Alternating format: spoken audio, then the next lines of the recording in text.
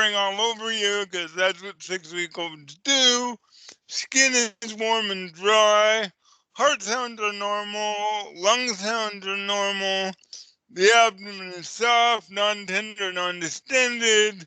GU is normal and moving all extremities. So, what are you thinking so far? Is this a sick baby, not sick baby? I mean, with the temp, possibly, but seems normal. Seems normal.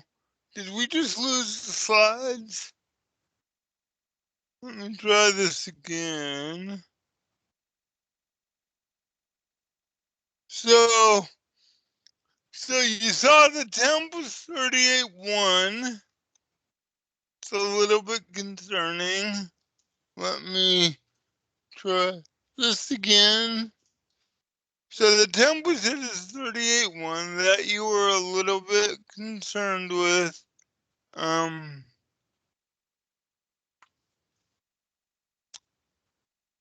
Let's see. So, anything anybody else is worried about?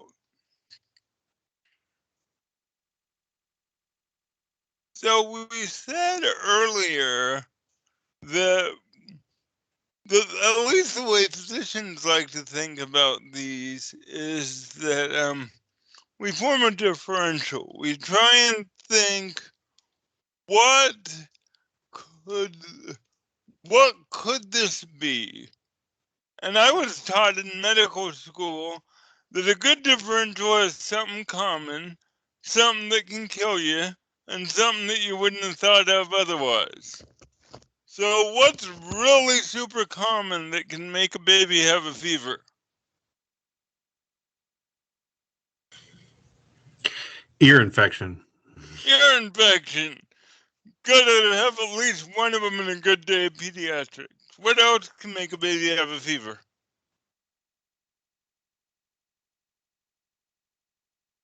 Just a virus. A cold. Virus, cold, it happens.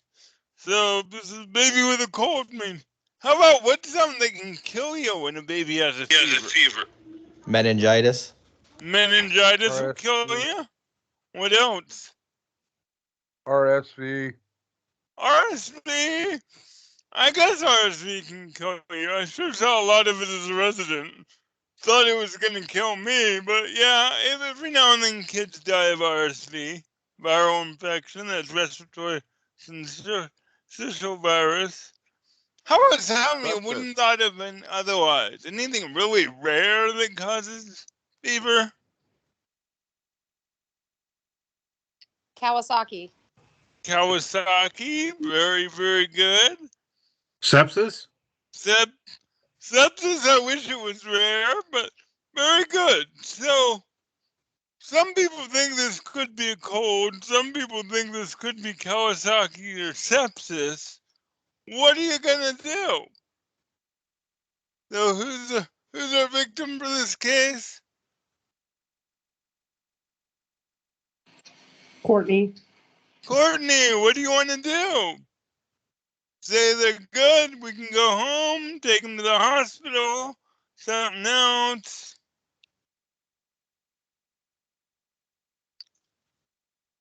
While you're thinking about that, Mom turns around and you see this on the top of the head. What are you thinking about now, Courtney? Definitely gonna transport. Definitely gonna transplant. And while you're thinking about that, Mom says, "Oh yeah, that rash. I have a rash just like that on my private part." So what is this? Herpes. This is herpes sepsis. This is one of the things that can kill you. So the teaching for this case is that kids under 90 days of age are much more susceptible to infection than older kids, and especially kids under a month. Very susceptible. These kids can get meningitis and look great right until they die. So an infant with a fever greater than 38 is a medical emergency. They get transported to a hospital with good pediatric capabilities. They're going to get blood culture, CBC, urine culture, chest x-ray, spinal tap, and they're probably going to spend 2 or 3 days in the hospital. And there is a long list of things that can do this, but herpes is one of the worst. So, very, very good on the diagnosis, Carolyn. Who is our next victim going to be? You get to pick. Courtney, pick who's going to be next.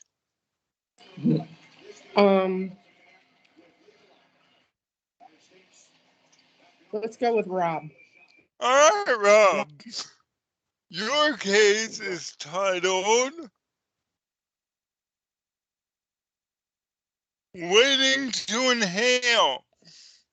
You got a 2-year-old male, and you're called to the house because he's not breathing.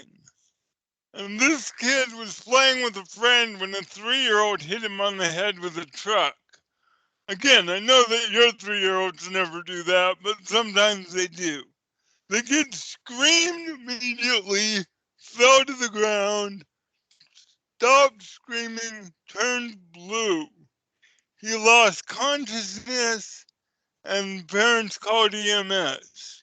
He was twitching and his eyes rolled back in his head, but by the time you get there, he's running around in the backyard, and you have to go catch him before he'll sit down for an assessment. So his vitals 36.8, 107, 28.95 over 63. He's alert, he's interactive, he wants to go chase his brother. He's got a little bit of mild congestion. His extremities, he moves. But he has a 2 out of 6 systolic vibratory murmur in his chest. When he listens to his lungs, he's got a wheeze with forced expiration. As you feel his belly, he's got a slightly tender mass in the right lower quadrant. And mom reports that he's been constipated for 3 months. He has no cough. He runs around without coughing, and he's never had a seizure before. So, we're going to think about what's going on, and we're going to think about our differential in terms of horses, zebras, and unicorns. And what we're taught in medical school is when you hear hoofbeats, think horses, not zebras. And when you see stripes, find the courage to call it a zebra. So, what is going on here? Who's discussing? That would be me, Rob. Yep. So I guess a couple different things. Was there an underlying issue that was undiagnosed before he took the blow to the head? Did the blow to the head cause a concussion or cause him to have the seizure? There could be a couple different things. Based on the assessment, there might be issues that were present prior to the blow to the head. Okay, there might be. It's hard to imagine how a blow to the head can give you a heart murmur, isn't it? Right, or the tender mass in his belly, the constipation for 3 months. Anybody else have ideas what might be going on here? So we've got head trauma leading to a seizure. That's definitely a horse, although it wouldn't really explain the mass in the belly, would it? Does he have a congenital issue like a peg tube or something? There's no way a kid's not going to poop for 3 months. I'm sorry. I had 3 children. It ain't happening. For 3 months, he's been constipated. So does he have a G tube in? He has congenital issues? No, G2, but by constipated, I mean he's pooped. They're just hard. So, no congenital issues that we know about.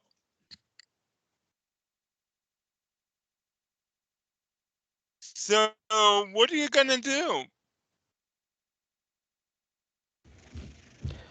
Well, he obviously needs transported to the children's hospital to rule out any type of bleeding in the brain or head injury, and then see what else is going on with him. But like I said, may have been present prior to the accident or the injury. Very good. Very good. So, while you're getting him packed up, ready to go, Grandma comes up. She says, "Oh, yeah, he did that last week when I was babysitting, and I didn't think nothing of it, because his dad always did that when he was a kid." And you guys are like, no, this kid needs to go to the hospital. And Grandma's all, whatever, he always comes out of it. So, we got trauma. Anything else this could be?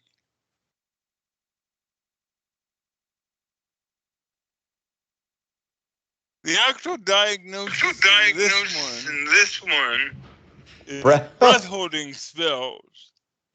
And kids are wild. You cannot volitionally hold your breath until you pass out. Your body won't let you do it. But kids can hold their breath till they pass out. They can hold their stools until they perforate their belly. Kids can, if their mouth hurts, they'll just stop eating and lose weight. And my goodness, we know how hard that is for some adults. So kids have incredible abilities, and in this 2 to 6 year period, kids have behavioral breath holding spells where they hold their breath, turn blue, and they faint. But it's a completely voluntary thing. So once they faint, they start breathing again. And they're often provoked by a minor injury, and they tend to recur. The big thing about breath holding spells is it's a behavior. And so the treatment is to ignore them, because if they get a reaction, the behavior will get worse. And nobody believes us when we say this. When I was up in Alaska, when I was giving the breath holding spell talk, I'd say, okay, I'm going to tell you something that you're not going to believe, and then I'm going to leave, and my colleague is going to come in and tell you exactly the same thing. So you might believe that the treatment for this is to ignore it. But what about the heart murmur? So the heart murmur was what we call a Stills murmur. It's 2 to 3 out of 6. It's systolic. It's vibratory. It's not associated with growth delay, fainting, or cyanosis. Normal pulses. This is just about 20% of kids will have a heart murmur at some time during their childhood. It's just the hazard of being a little person. What about the wheezing? Asthma is another thing. When your lungs are small, sometimes they wheeze. Asthma is a continuum. If I took 100 kids and I put them in a gym full of cigarette smoke and made them exercise and ran them really hard, I could get about 90% of them to wheeze. And if I lined them up from the first kid who wheezed to the last kid who didn't, and I took about the first 8 or 9 of them, those kids we say have asthma. But asthma is just a continuum off of normal. So if it's not causing the child a problem, it's not causing me a problem. Mild asthma gets better. Turns out the best thing for lungs that get obstructed is to make your lungs get bigger. So a lot of asthma goes away with growth. A lot of asthma goes away with puberty. Some of it continues throughout life. So, I already told you, constipation. This is more of that physiologic ability to. So, what happens here is a kid takes a poop, it hurts, and he says, heck, I'm never going to do that again. And so they start with holding their stool, and that means when they finally have to poop, it hurts again, and they say, never going to do that again. This is a very common behavioral symptom in normal children. The treatment is about 8 or 9 months of laxatives. I try to get the stools so soft that they basically slide out whether the kid wants them to or not. That's normally somewhere between 2 and 3 soft stools a day. And then we keep that treatment for about 8 or 9 months. Even then, the relapse is more than 50%. When they relapse, you just treat them again the same way. And eventually they grow up and realize that sometimes the poop hurts, but that doesn't mean you stop doing it. So, I talked earlier about horses and zebras. Does anyone know why this case was so difficult? Well, we had the constipation, we had the breath holding spell, we had the stills murmur, and we had breath holding, constipation, stills murmur, and asthma. Yes, people, this case was the 4 horses. Very good. All right, thank you so much for playing, Rob. Who's playing next? I'm going to nominate Mike Safranco. All right, Mike, step right up. My first medical assignment at all was late in high school. I worked in the medical lodge at Cub Scout residential camp because what injuries could happen with 150 10-year-old boys running around with minimal supervision, right? Right. So you're at Cub Scout residential camp and you got an 8-year-old male. And he spent all day swimming, running, rolling through whatever it is that scouts roll through. And he's not feeling well. So he didn't really eat dinner that night, which again, that happens at Cub Scout camp. And as he's getting ready for bed, his bunkmate says, look at your legs. He's got a rash all over his legs. So they call you in and his vitals look okay.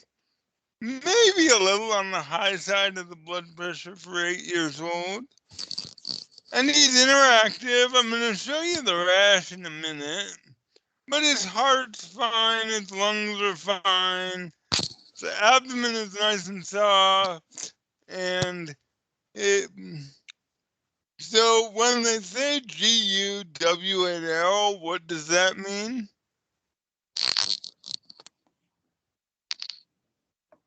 Does anyone know what WNL means when you find it in a medical chart? Within normal limits. That's what some people say it means. We I never always looked. Exactly. I read it, we never looked. which is far more likely.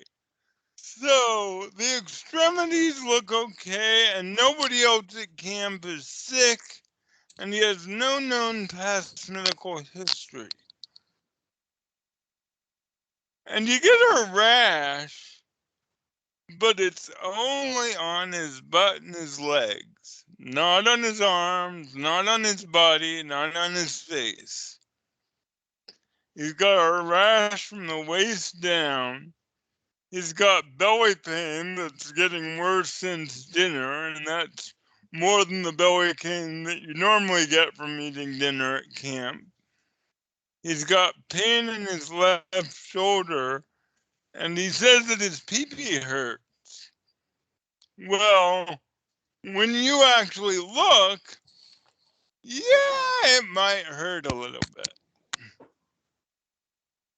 So we got a rash that's only on the legs. We got a pee-pee that hurts, and we got some belly pain. So I teach my medical students that you're looking for a diagnosis that has three things. So a diagnosis is powerful if it explains all of the symptoms. It's consistent if there's nothing that your diagnosis should be causing that isn't there, and parsimony if you can do it with the fewest possible diagnoses. So you got a rash that's only on the legs, you got belly pain, and you got a very, very red pee-pee. What on earth is going on? So is his belly pain internal, or is it like on his skin? Oh no, it's internal. Okay. It's deep. Well, I was obviously thinking that, being in, wood environment, he may have, lowered his trousers to use the bathroom outside, came in contact with something he was allergic to, maybe poison ivy, poison oak or something. That would, get on his legs as well as on his genitals. That's very, very good. So But if this was poison ivy on the genitals, where else would we see it? mhm. Where else would we see it if this was poison ivy? Maybe down closer to the ankles. Closer to the ankles? How do people get poison ivy on their pee-pee? Is it because they're rolling through the brush with their pants off? More than likely, he'd get the oil on his hand and then transfer it directly onto the area. Exactly. And when you look at his hands, there's no rash. Yeah. So I assumed it was maybe poison oak then, and he was able to brush up against it with his genital into like the tree, as opposed to his hand. But it really didn't do enough, in terms of consistency, picking up on the abdominal pain. Unless he was eating the snacks in the woods and somehow ingested some of that oil, which was then causing some complications internally. Okay, so poison ivy would be a little bit of a stretch. Anything else that can do this? Is it a spider bite? Okay, spider bite. So a spider bite. What would you expect to see if it was a spider bite? Like a bite mark, I mean? Yeah, normally if you have a spider bite, especially systemic symptoms from a spider bite, you have a focal bite mark and then marks go out from that. Well, and then, the other thing I thought was that since he's been at camp here for a few days, and he's not old enough to do his own laundry, it's possible he has having some type of allergic reaction to the laundry soap that the camp's using. But, I wasn't 100% sure if that would just be from enough of the surfaces that were touching the majority of the fabric, as in sweating was, causing the heat and So the that transfer. is a very, very great differential. And for laundry soap irritant dermatitis, what do you normally see? It's normally the clothes that are closest to you. So you look at under the underwear in the boys, under the bra in older women. So for a laundry detergent dermatitis, you're going to look for where the offending agent was closest to the body. The belly pain would be a little bit odd for a laundry detergent dermatitis as well. Oh. But I think you're doing a great job coming up with multiple different diagnoses. Thanks. So mom calls. She says, oh yeah, he had an upper respiratory infection about a week ago. He completely recovered, and his sister had the same URI and got better too.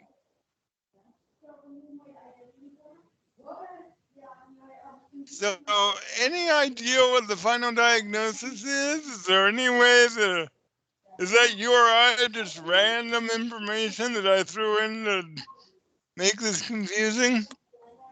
No, I mean, in terms of any type of, I don't know why pleurisy popped into my head, but just in terms of that left shoulder pain, if he was having some upper respiratory, he may have some type of referred pain in that area that could still be bugging him. Pleurisy was very good. Nobody's ever brought that diagnosis up.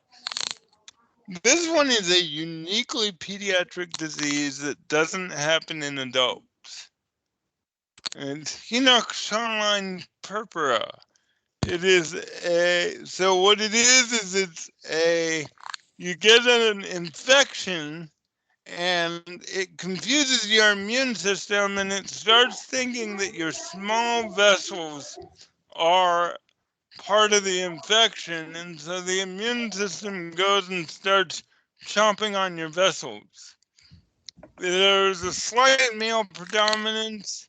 It's a recent infectious illness.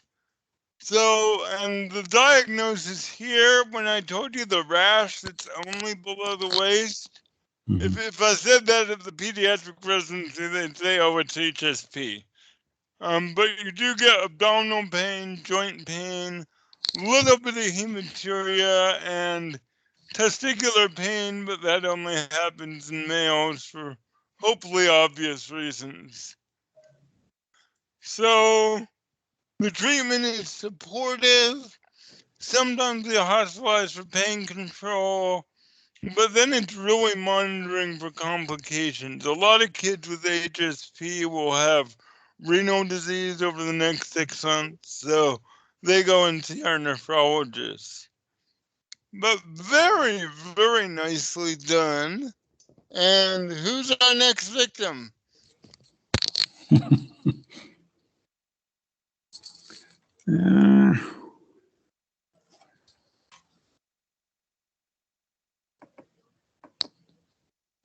Let me see. I think I got one here. Jillian Smith. All right, Jillian, step right up. I'm here. Good enough. Your case is Grandma's little munchkin. So you got a 2-year-old healthy female who is visiting Grandma's house with her parents. And she was only gone for a second. Have you ever heard that one? Yep. You've heard about the 2-year-old who was only gone for a second. My goodness, those 2-year-olds are devious. You take your eyes off them and they're gone. So when my oldest was 2.5, I heard her screaming, and I'm wandering around the house, can't find her.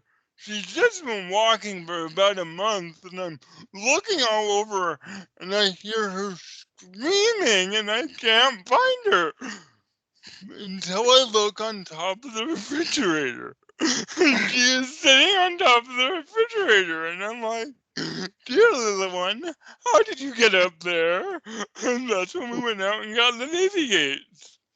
By the way, it's amazing how well you can climb when you don't know how bad falling hurts. It's true. So this kid was only gone for a second, found unresponsive in grandma's bedroom, and EMS is activated immediately.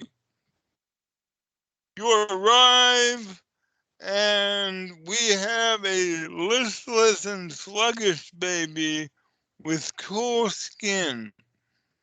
Temperature is 37.9, pulse is 61, respiratory are 12, blood pressure is 75/39, skin is cool, you hear the heart sounds, the lungs are clear, abdomen is fine, GU we never looked, and the extremities are normal.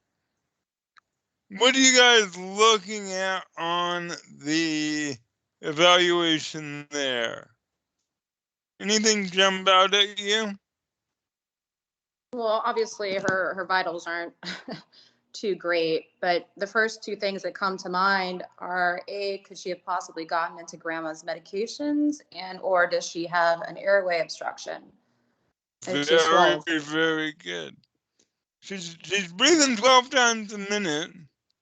One of the things I bring this up, what is a normal pulse in a 2-year-old?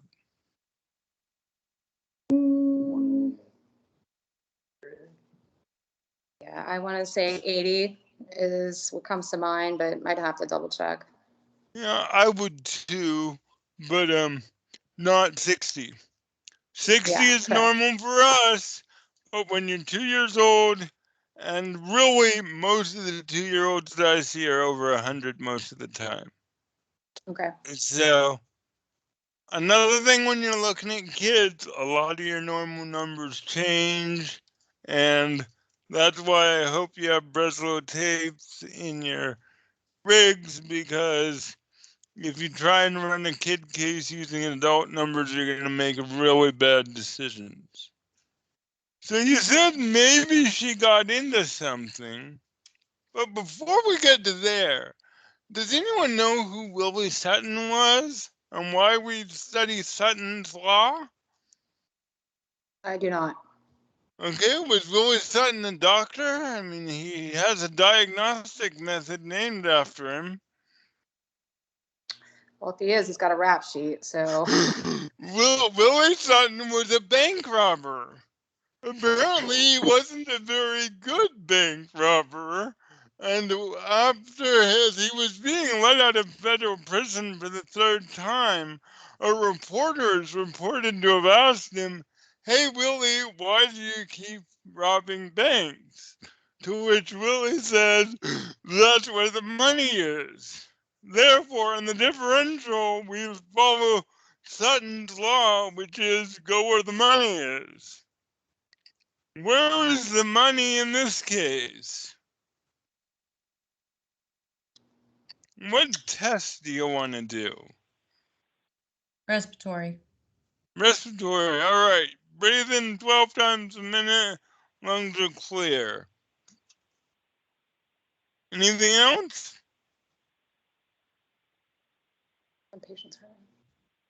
There aren't many lab tests you can do in an ambulance. Check a glucose.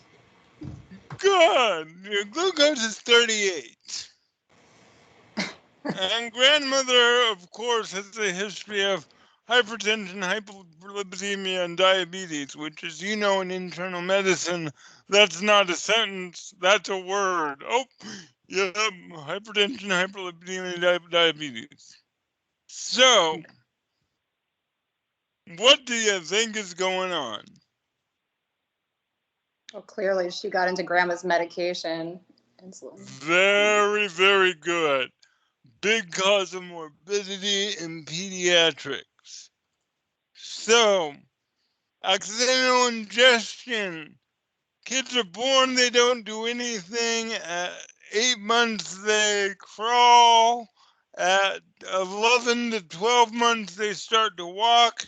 And then their 5-year mission is to explore further and further, find everything in the world, and taste it all. They tend to explore through their mouth, and baby proofing is harder to do than you remember it. Again, when my 2-year-old was 2, we visited another pediatrician for a month whose kids were in college. And he says, "Oh yeah, we're baby proofing our home in time for you to come." And we were all great. And after she broke several glasses, ripped up the books, on and on and on, this pediatrician says, "My goodness, I've been a pediatrician for 18 years. I've raised 2 children. I forgot what it means to baby proof. Grandma's house is very dangerous to grandchildren because Grandma knew how to baby proof once, but she has forgotten. And so there are various toxidromes. What do you do when you don't know the toxidrome? You call poison control.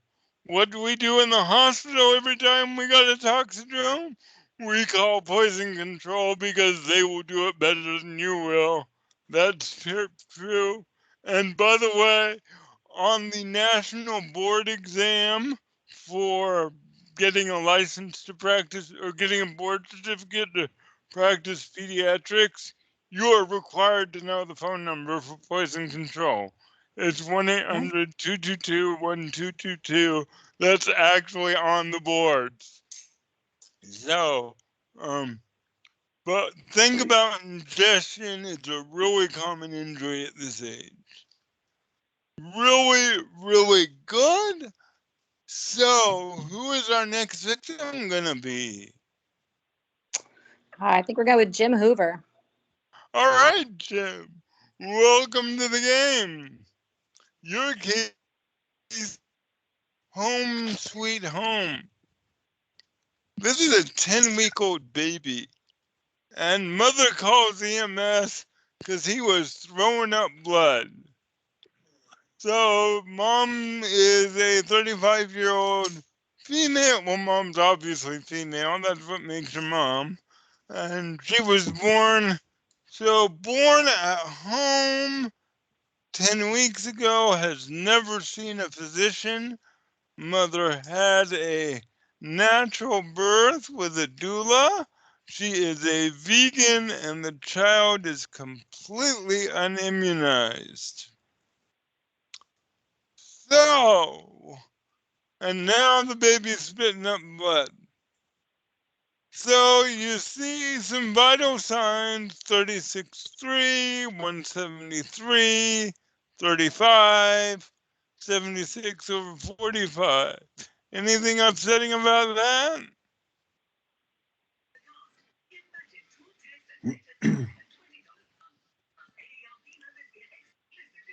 So far, I don't like the baby's vomiting blood.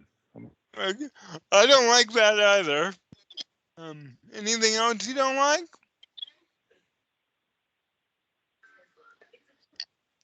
Maybe the blood pressure. That's actually, yeah, I'd like that to be a little closer to 90. The thing that jumps out to me is a pulse of 170. That's a little on the high side. A little high.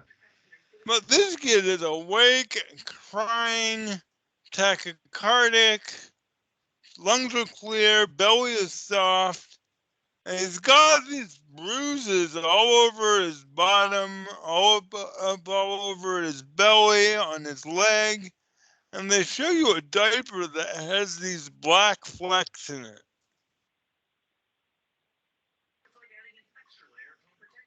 So, before we go on with what we're going to do, there is a fictional detective who discusses barking dogs, and we use the barking dog in medical diagnosis. Do you know who saw the barking dog?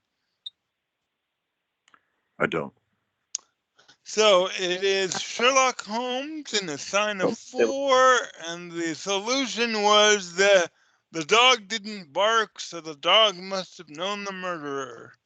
So barking dogs are symptoms that we expect to see, but we don't. But back to our case. So, what do you think is going on here? I'm assuming, well, I was assuming like some type of GI bleed, but I'm not sure what's going on with the skin fusions. I really like the GI bleed. So, you got tachycardia, you got low blood pressure, you got black flecks in the diaper. Sounds like a GI bleed. Why would a 10-week-old baby have a GI bleed?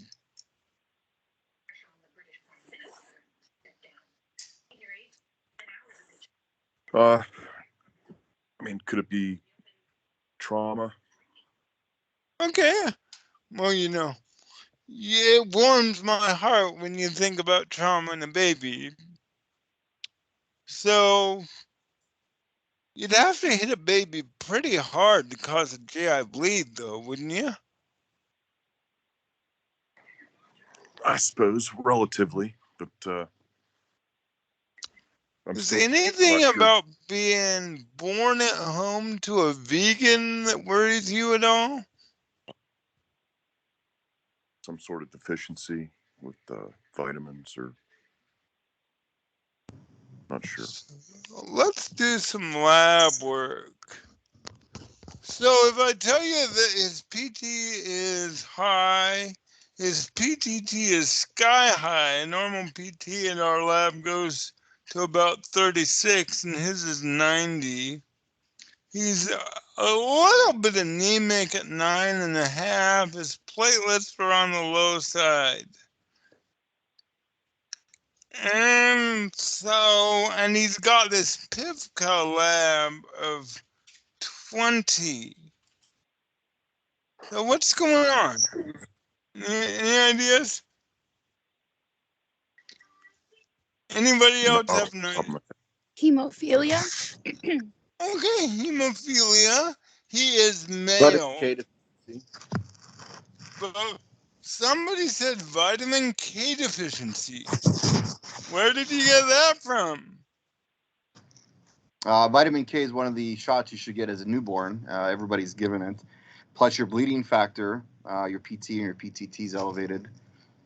And vitamin K is required for clotting. The other differential was erotic aciduria because of your black crystals in the diaper.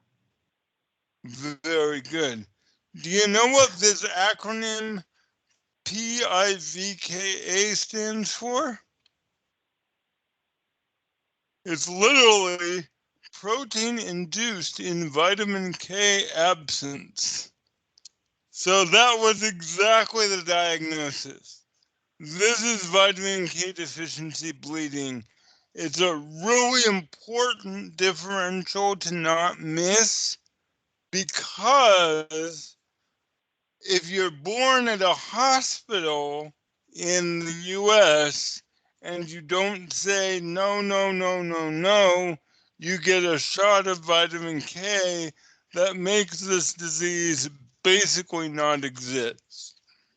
And even if you say no to that shot, formula has lots of vitamin K in it, but breast milk does not. And if you're getting your breast milk from a vegan who's probably not got the most vitamin K herself, it's even worse.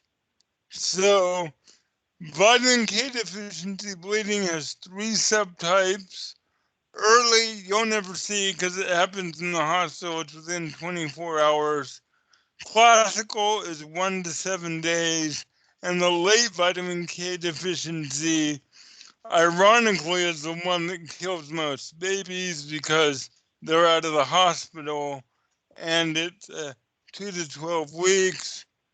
Actually, the most common presentation of vitamin K deficiency bleeding is fatal intracranial hemorrhaging, and you also see bruises, GI bleeding, GU bleeding.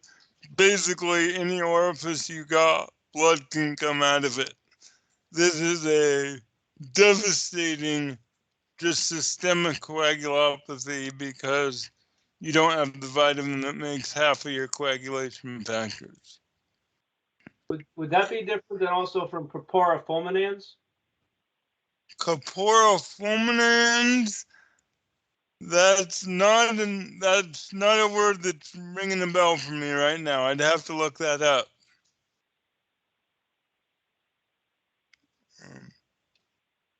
So this slide is basically here just to say routine postpartum care. What do you get if you're born in a hospital? You get silver nitrate in your eyes so you don't go blind from your mother's chlamydia. You get a shot of vitamin K. You get a shot of your first Hep B shot. You get an initial physical by a pediatrician.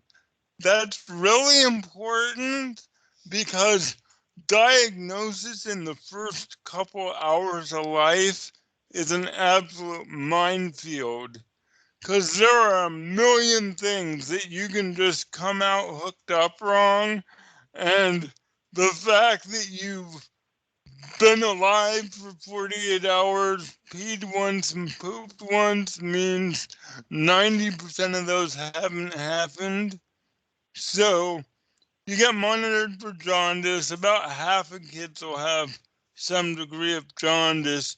Fewer than 5% of them will need intervention for their jaundice, but the ones who need it really need it because the bad stuff is bad when you miss it. And then newborn screening keeps getting better and better. It was 36 diseases 6 years ago when I made this. I think they're now up over 50. Most of those diseases I've never heard of, and I have to look them up every time I get a screening report. But these are all services that you get in the United States if you're born at the hospital. So if you're taking care of a young baby who was born outside of the hospital or outside of a credentialed birthing center with nurse practitioner midwives, someone born outside of the medical system, you need to have a really high index. There are some very bad things that can't have been noticed. And that is halfway through our cases. So I'm going to give you guys 5 minutes. I'm going to pick up again with my lecture at 7:03. But I will give you guys just a couple minutes to take a bio break. And I'm going to switch slides and we'll do child abuse for the next hour. Thank you so much for your attention so far. And I'll stay on if there are any questions.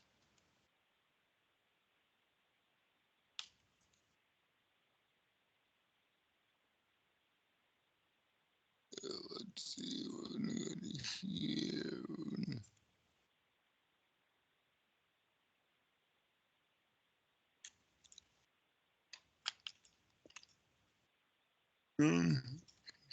Computer. I'm gonna go to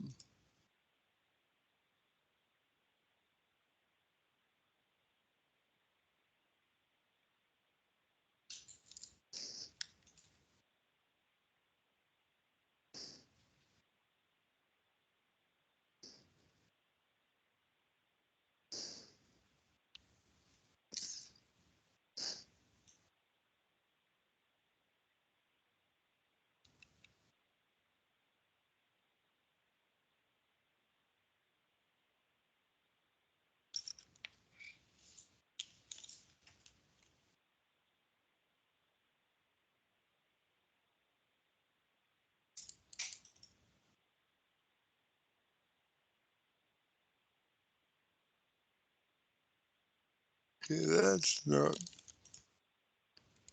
We're gonna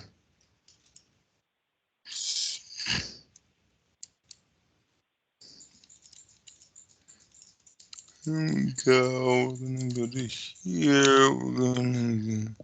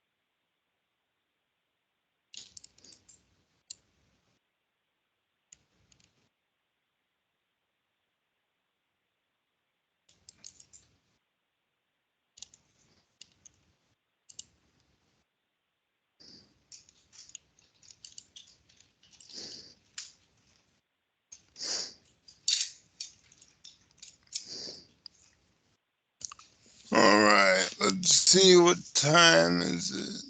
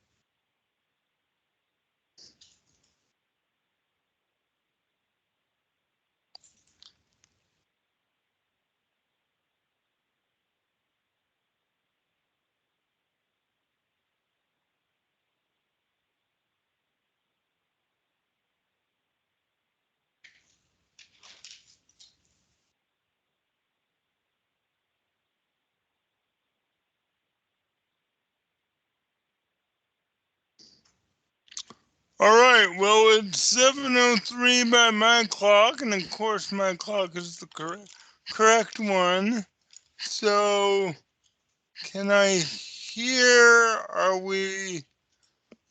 you guys hearing me and you can see my slides and we're ready to pick up again? Yes. Real good. Set, Dr. Melville. Fantastic, and so good to hear. So this is obviously what I do for a living, is child abuse and neglect, and this is a lecture I've given a bunch of times about recognizing child abuse and neglect. So as we start this, I want to convince you that child abuse is real. You probably believe that. But what I really want to convince you is that you have patients who have been abused, and that's often a harder sell. And I want to talk about why we miss the diagnosis of abuse sometimes. We're going to talk about some common manifestations of physical and sexual abuse. We're going to talk about what to do when you're suspecting child abuse, and a little bit about what happens after child abuse gets reported. So, this presentation contains photographs of children injured by child abuse or neglect. If you have strong reactions to these images, that means you're normal.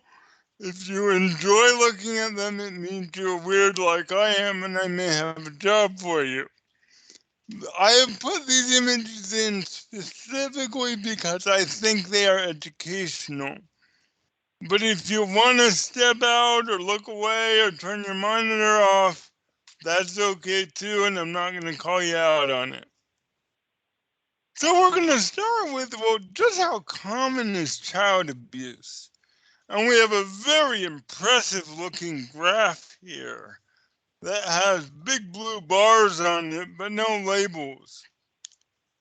So coming in at just about 14 cases per 1,000 children annually is neglect, by far the most common species of child maltreatment. Just behind it at 12 is physical abuse. Now, this lecture began its life actually about 11 years ago as a lecture to some dental residents.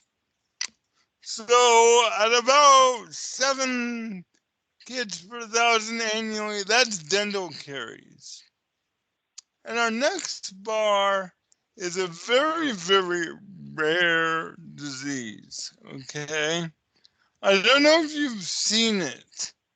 Have any of you guys heard of a disease called asthma? You've heard of that one, I hope? So if you've seen a couple kids who have asthma, how many kids do you think you've seen who've been physically abused or neglected?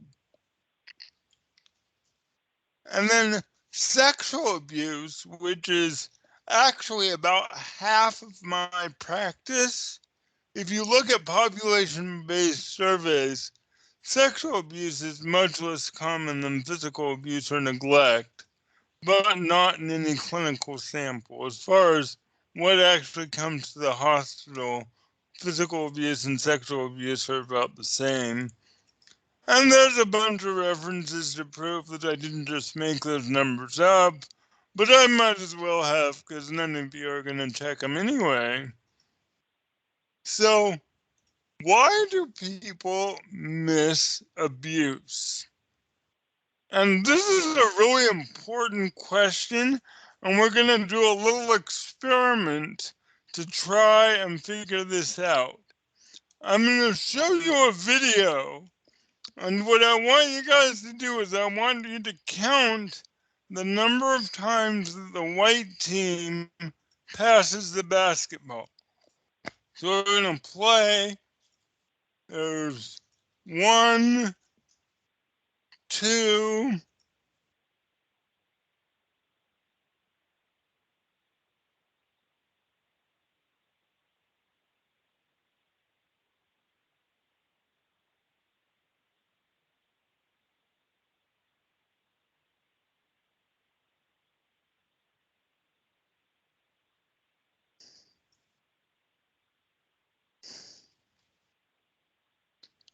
how many times was it? Turn on your mics. Tell me how many passes? 14. 14? I got 17. 17? Okay, anybody got something else? Did anybody see something other than the basketball? A gorilla. Wait, you saw a gorilla? Yep. You're really... So, now this is the honesty time. Who did not see the gorilla? Anybody who didn't see the gorilla?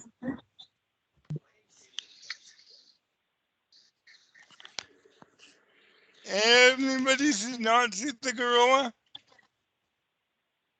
I will tell you, I did not see the gorilla the first time I saw this video, and probably because it's really subtle. I'm going to play it again, and I'll show you. I want you to look right here on the side, okay? Right here on the right-hand side of the screen. It's really fast. It's really subtle. Do you see the gorilla coming in on the right-hand side of the screen? So, totally subtle. Totally can understand why people miss that. So, when I show this to larger groups of people, and it's hard to do online because when we're all in a room together, there's somebody that by the look on their face, you know they didn't see it. And I did not see the gorilla the first time I watched that video. How on earth can people miss a great big gorilla walking through, beating its chest and walking off? How do you miss that?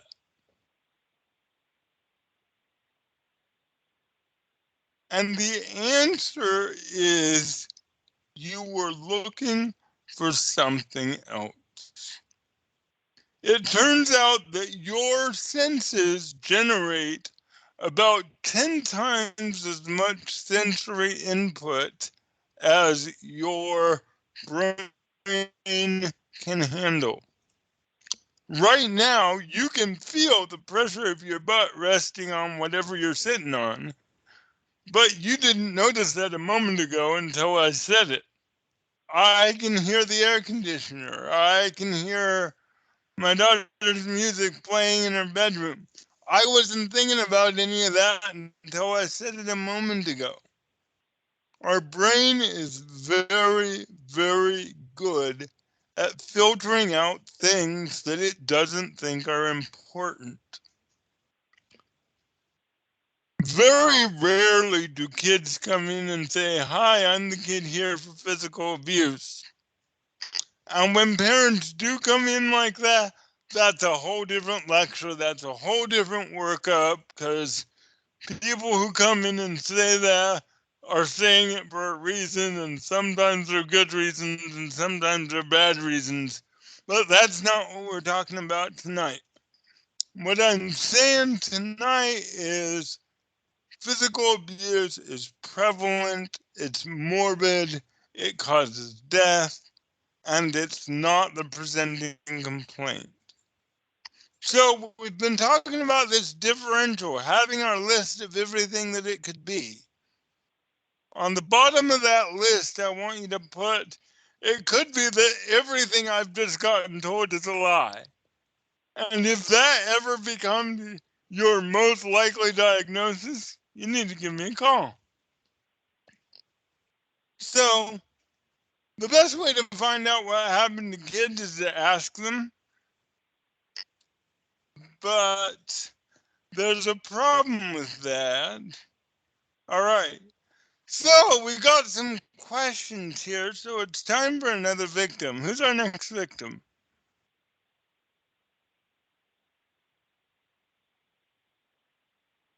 Come on, whose turn is it to talk and play?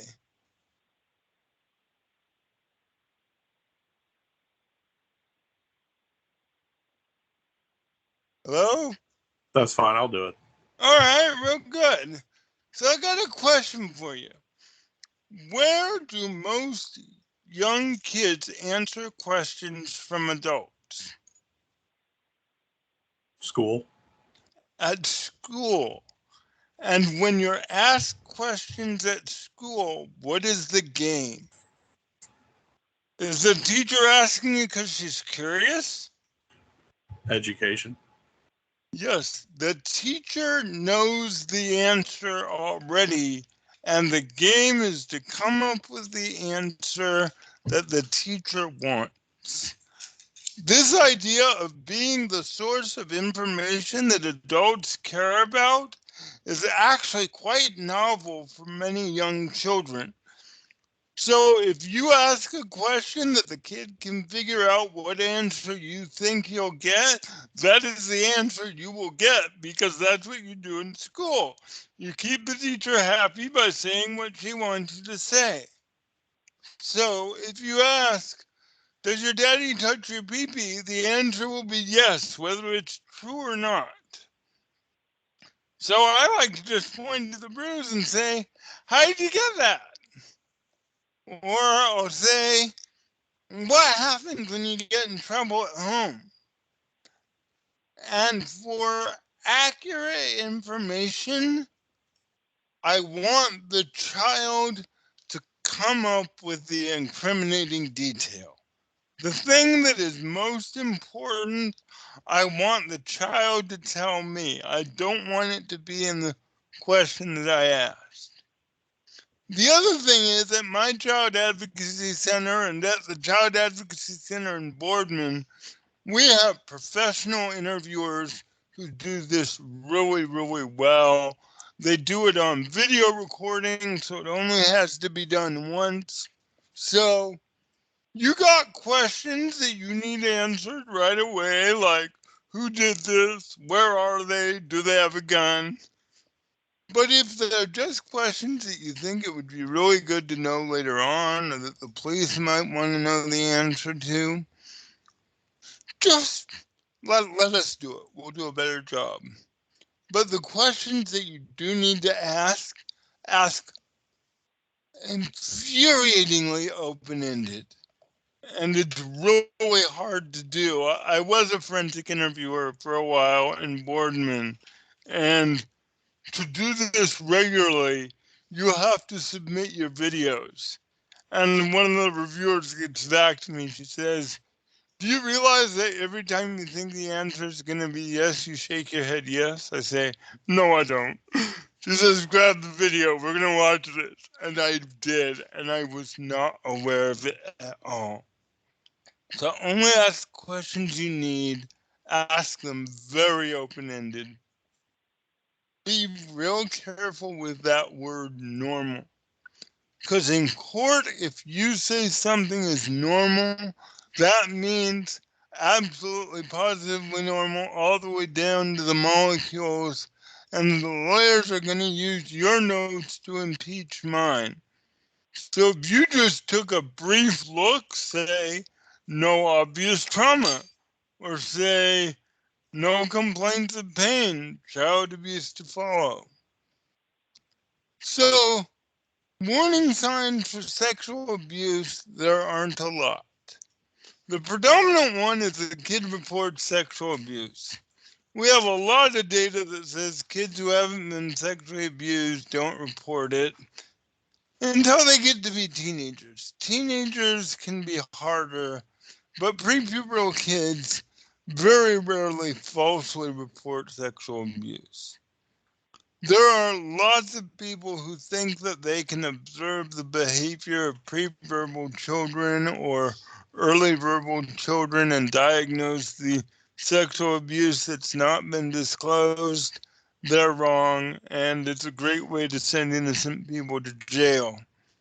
There are some things that ought to be concerning.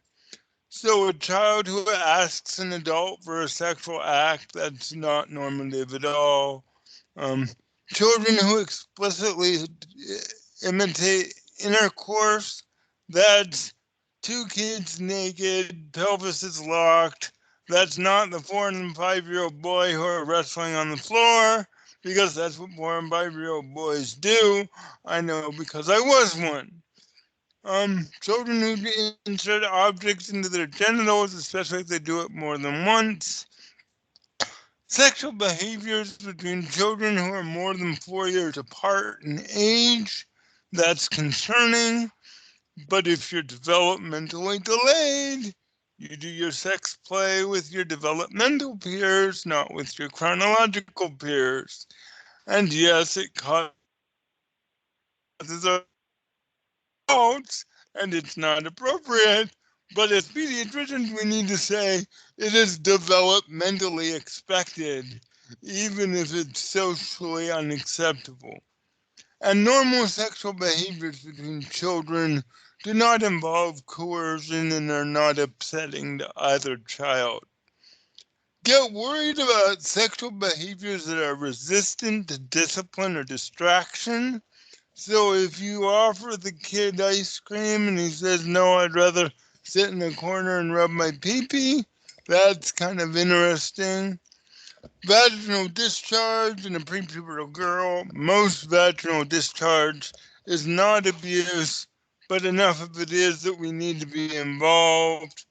And obviously, if there's a big old bruise on the private parts and nobody knows how it got there, again, having been a young boy who's bruised his private parts, I promise you, you remember how it got there. So, and this is more for the doctors. You really shouldn't be doing GU exams in the ambulance. If you are, maybe I'll see you in court someday. So, let's see.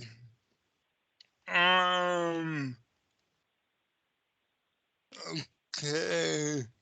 So, less concerning, this is my list of stuff that kids do. Kids like to touch their own private parts. They like to do it in public. They like to touch their friends' private parts. They like to touch babies' private parts. They like to touch adults' private parts.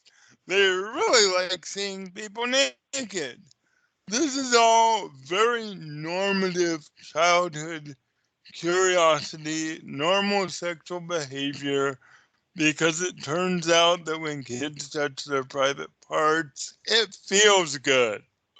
So they try to see adults when they're naked, but again, normal childhood sexual play is like the rest of childhood play. It's transient, it's distractible, it's my ears, my nose, my fingers, my toes, my woo, that felt good. But then it's on to my ears, my nose, my fingers, my toes. It's normal childhood behavior. A couple of things that aren't concerning for abuse.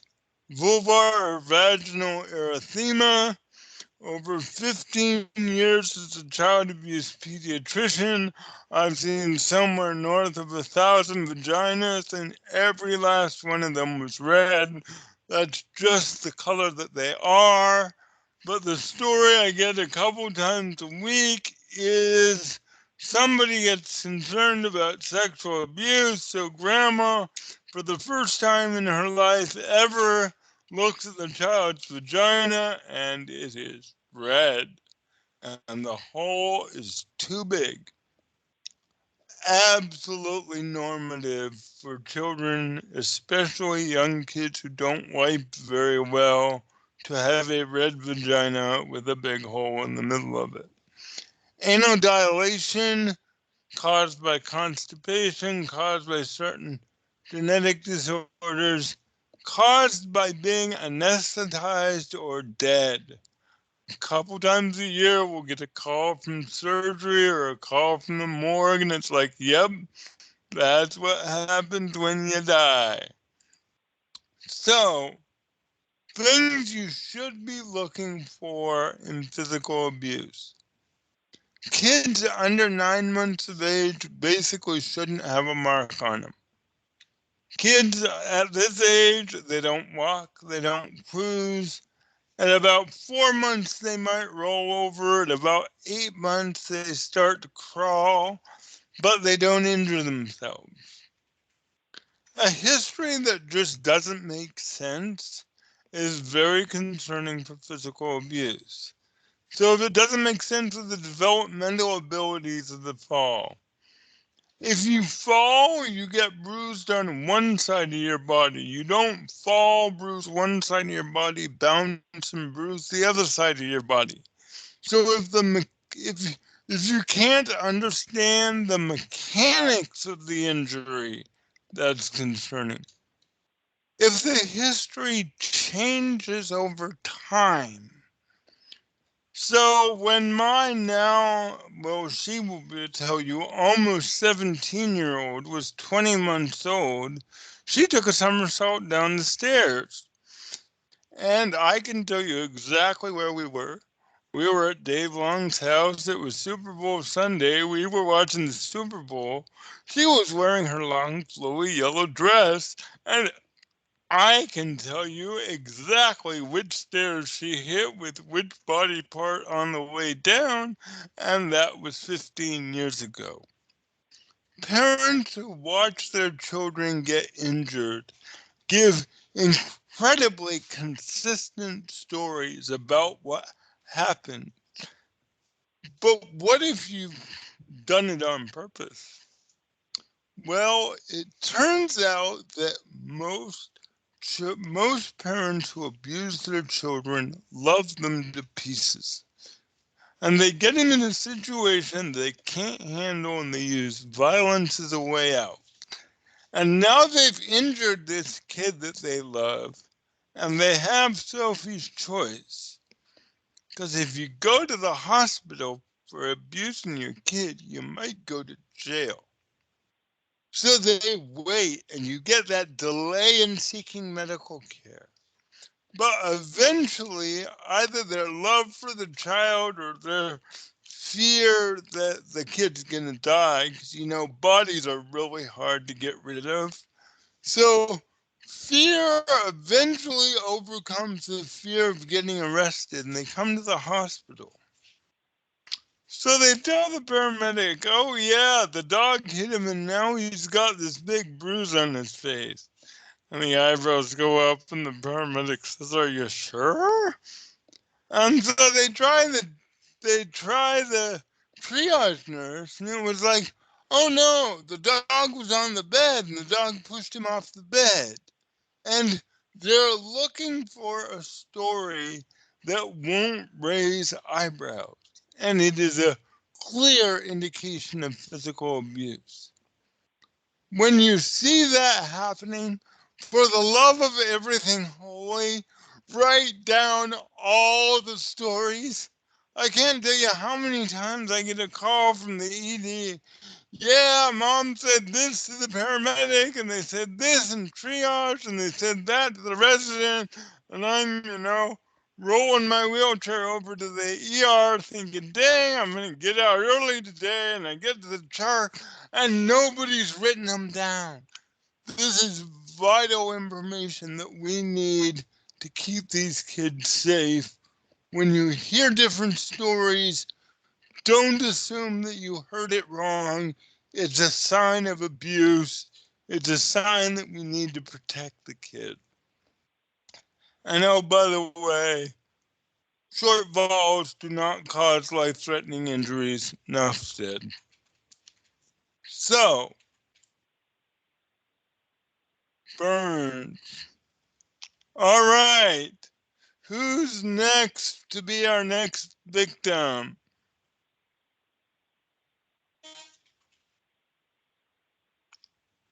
Who's going to talk about some burns for me?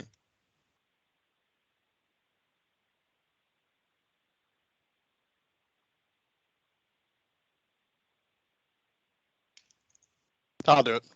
All right, real good. What? So this is a burn in a kid. What do you think caused this burn?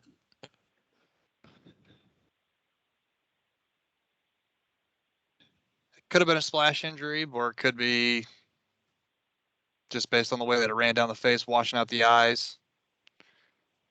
Very, very good.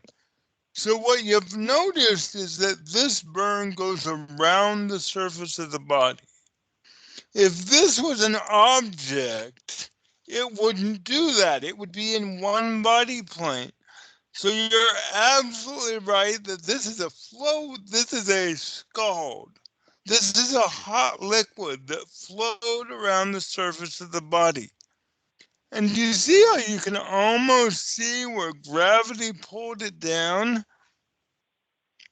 So this is a flow burn.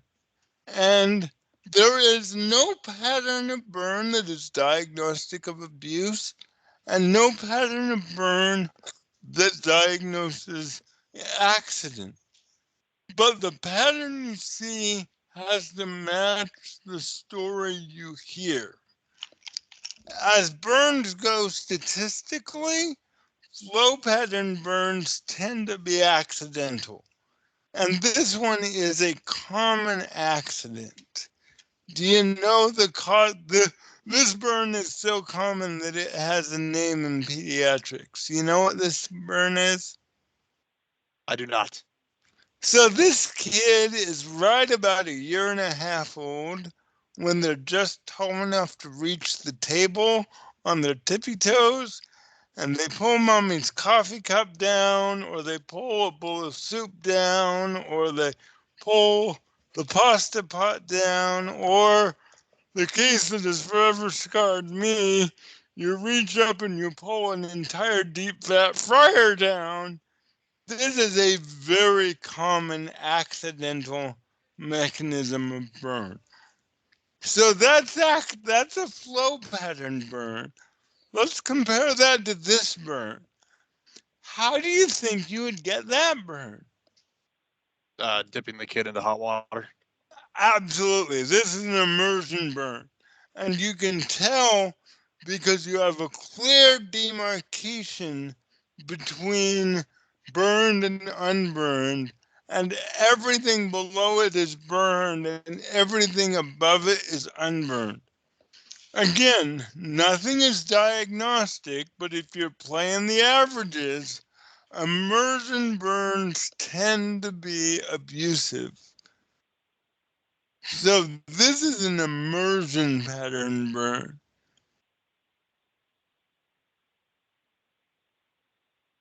One more. Did somebody just go to town with a curling iron?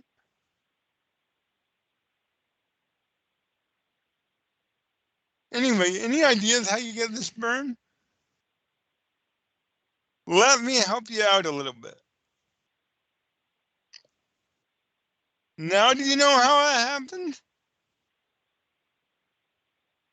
So what happens is this baby has a nice big rolls of baby fat, and when you flex and adduct the hip, you get skin pushing up against skin, and that prevents the water from going down into the inguinal crease. So you get these skip lesions. So if you want to take the child abuse boards, you have to be able to see this picture and build that in your head. So very good, very good. So these are skip lesions. So it's time for another victim. Who's next? Pick somebody.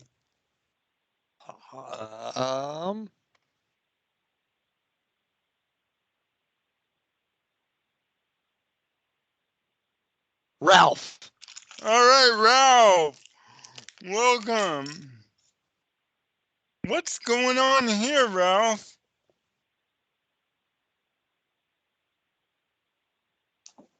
Well, let me see. So you got burns on both feet and the buttocks, and you got a line. Looks like a submersion into a bathtub with hot water, maybe. Okay, that makes a lot of sense. But why is there no burn on the back of the knee? Because their legs were flexed. Very good. The leg was flexed. That makes perfect sense. But why is there no burn out on the butt? Maybe there was something impeding the water, like a toy or something they were sitting on. Okay, exactly. It turns out that when you put hot water into a cool tub, the water is hotter than the tub. So this is where his butt was on the bottom of the tub. We call this the donut hole. And it is a classic finding for sitting in a tub of water, which means your story better make sense with that. How about this burn? What's different about this burn than the other burns we've seen so far? It's local. It looks like it's got a couple different degrees of burn there. Okay. When you say it's local, tell me more about what that means. Like it's just localized to one area. To looks one. Like maybe. Yeah, like maybe if they came into contact with a hot exhaust or a hot oven or something. Very, very good. So this burn is on one plane of the body. And planes are very important in child abuse because when an object contacts a child, a solid object, it injures one plane of the body. So this is a contact burn from a hot object. You'll find in some of the textbooks about sharp edges versus blurry edges. I've been doing this for 16 years now, and I've never been able to figure that out. But there is something else in this burn that tells you exactly what object caused it.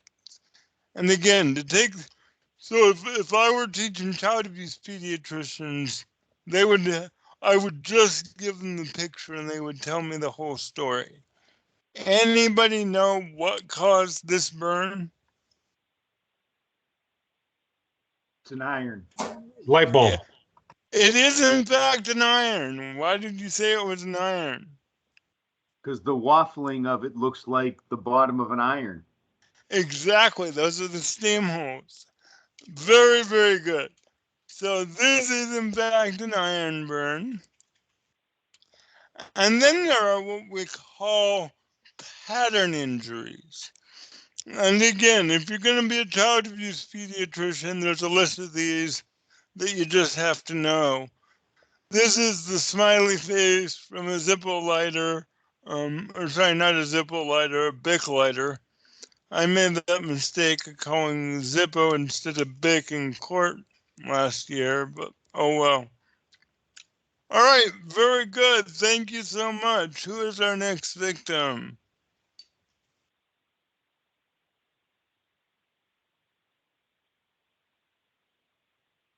Go ahead and pick somebody. Who's going next?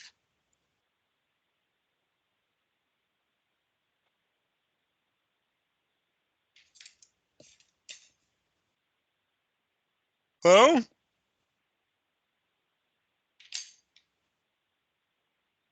Hold on 1 second, Doc. I'm going to pick somebody I don't recognize, someone from a different system. We've got people from all over the place here. Good enough.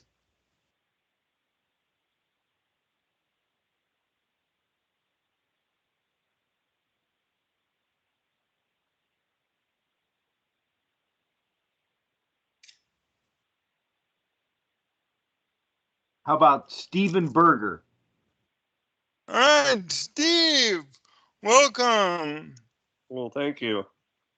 What do you think about this? What do you think could have caused that?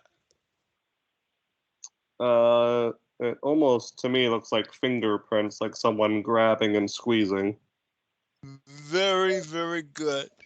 So, bruises more frequently than not require impact. You can, especially in smaller children, cause bruises by grabbing. But if you can come up with an impact mechanism, I like it. But this one, you said it kind of looks like fingers.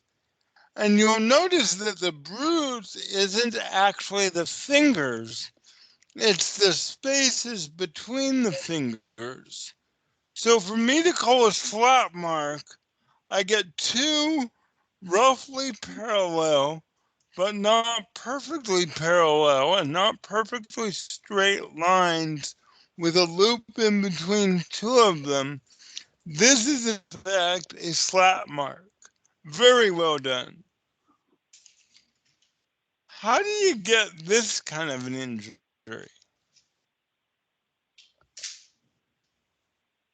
I'm not sure. Okay.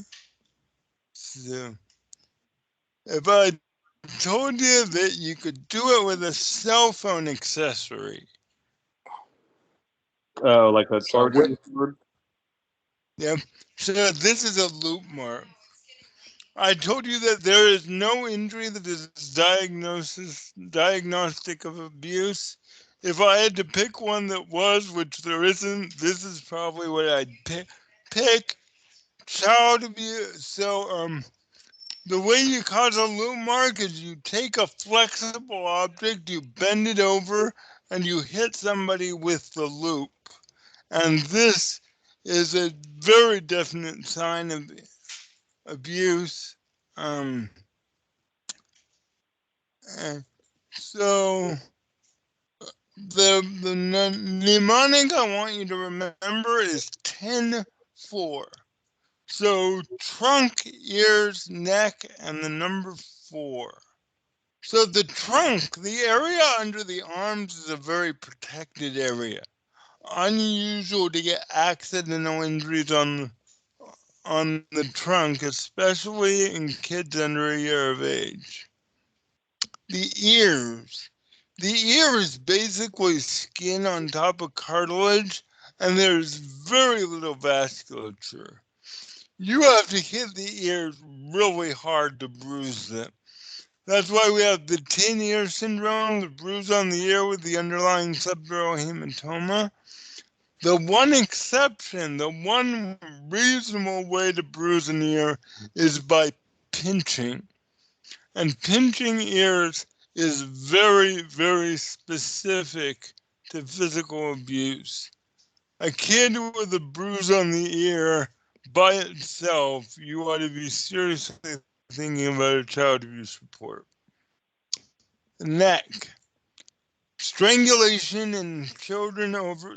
Strangulation is the most common cause of unintentional homicide in children under 2. The one on the left is the classic case that I've never seen in 15 years in this field, where you have the clearly demarked line with the peaky eye above it. Again, I've never seen that. What you'll more frequently see is these subtle circumferential marks around the neck. There are prosecutors where that is enough for an attempted murder charge, because strangling kids is not appropriate discipline, and lots of kids end up dead that way. And again, a kid with more than 4 bruises is statistically unlikely to be accidental. Absent some real good story like a motor vehicle accident, you ought to be thinking about abuse. Fractures we're going to buzz through because you don't do x-rays in the ambulance. Rib fractures are really, really concerning for abuse, especially in infants. This is a fracture called a classic metaphyseal lesion that I need to teach the residents how to recognize. It's caused by a combined twist and pull at the same time. We see these when diapering goes badly and they yank the kid's leg to try and make him stay still. We also see these in shaken baby syndrome when you grab the kid around the chest and shake and the arms and legs just go everywhere. This is the bucket handle lesion. This is also a classic metaphyseal lesion. These are actually the same fracture. I mean, not these two. These are different bones. But this appearance and that appearance are the same fracture, and it's just the angle that the X-ray beam intersects with the bone that determines which appearance you get. Subdural hematomas. And you hear about a subdural hematoma ordered in 2 months of life, you ought to be thinking about abuse. No crumpled car, no fall from the 3rd story. Think about abuse. So now you've heard about this abuse, and here's what I need you to do.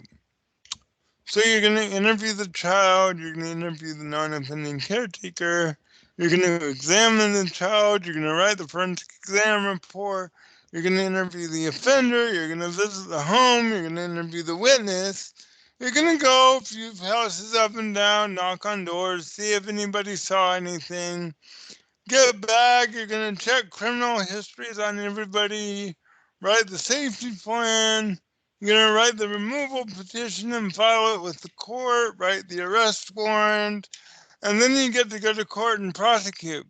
You think you can do that? Oh, I hope you can't, because I've made this my career and I cap out at number 5. By the way, please do not say that I told you to write arrest warrants. If you're not a real police officer, that's kind of a felony.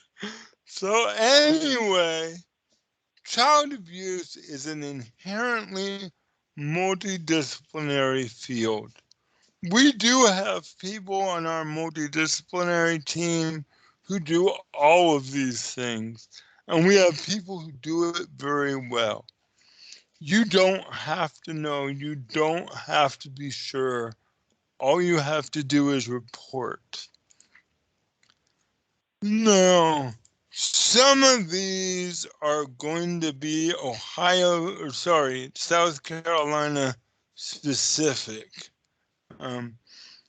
Joe, I can get you in trouble with your wife. Do you know how to report child abuse in Ohio?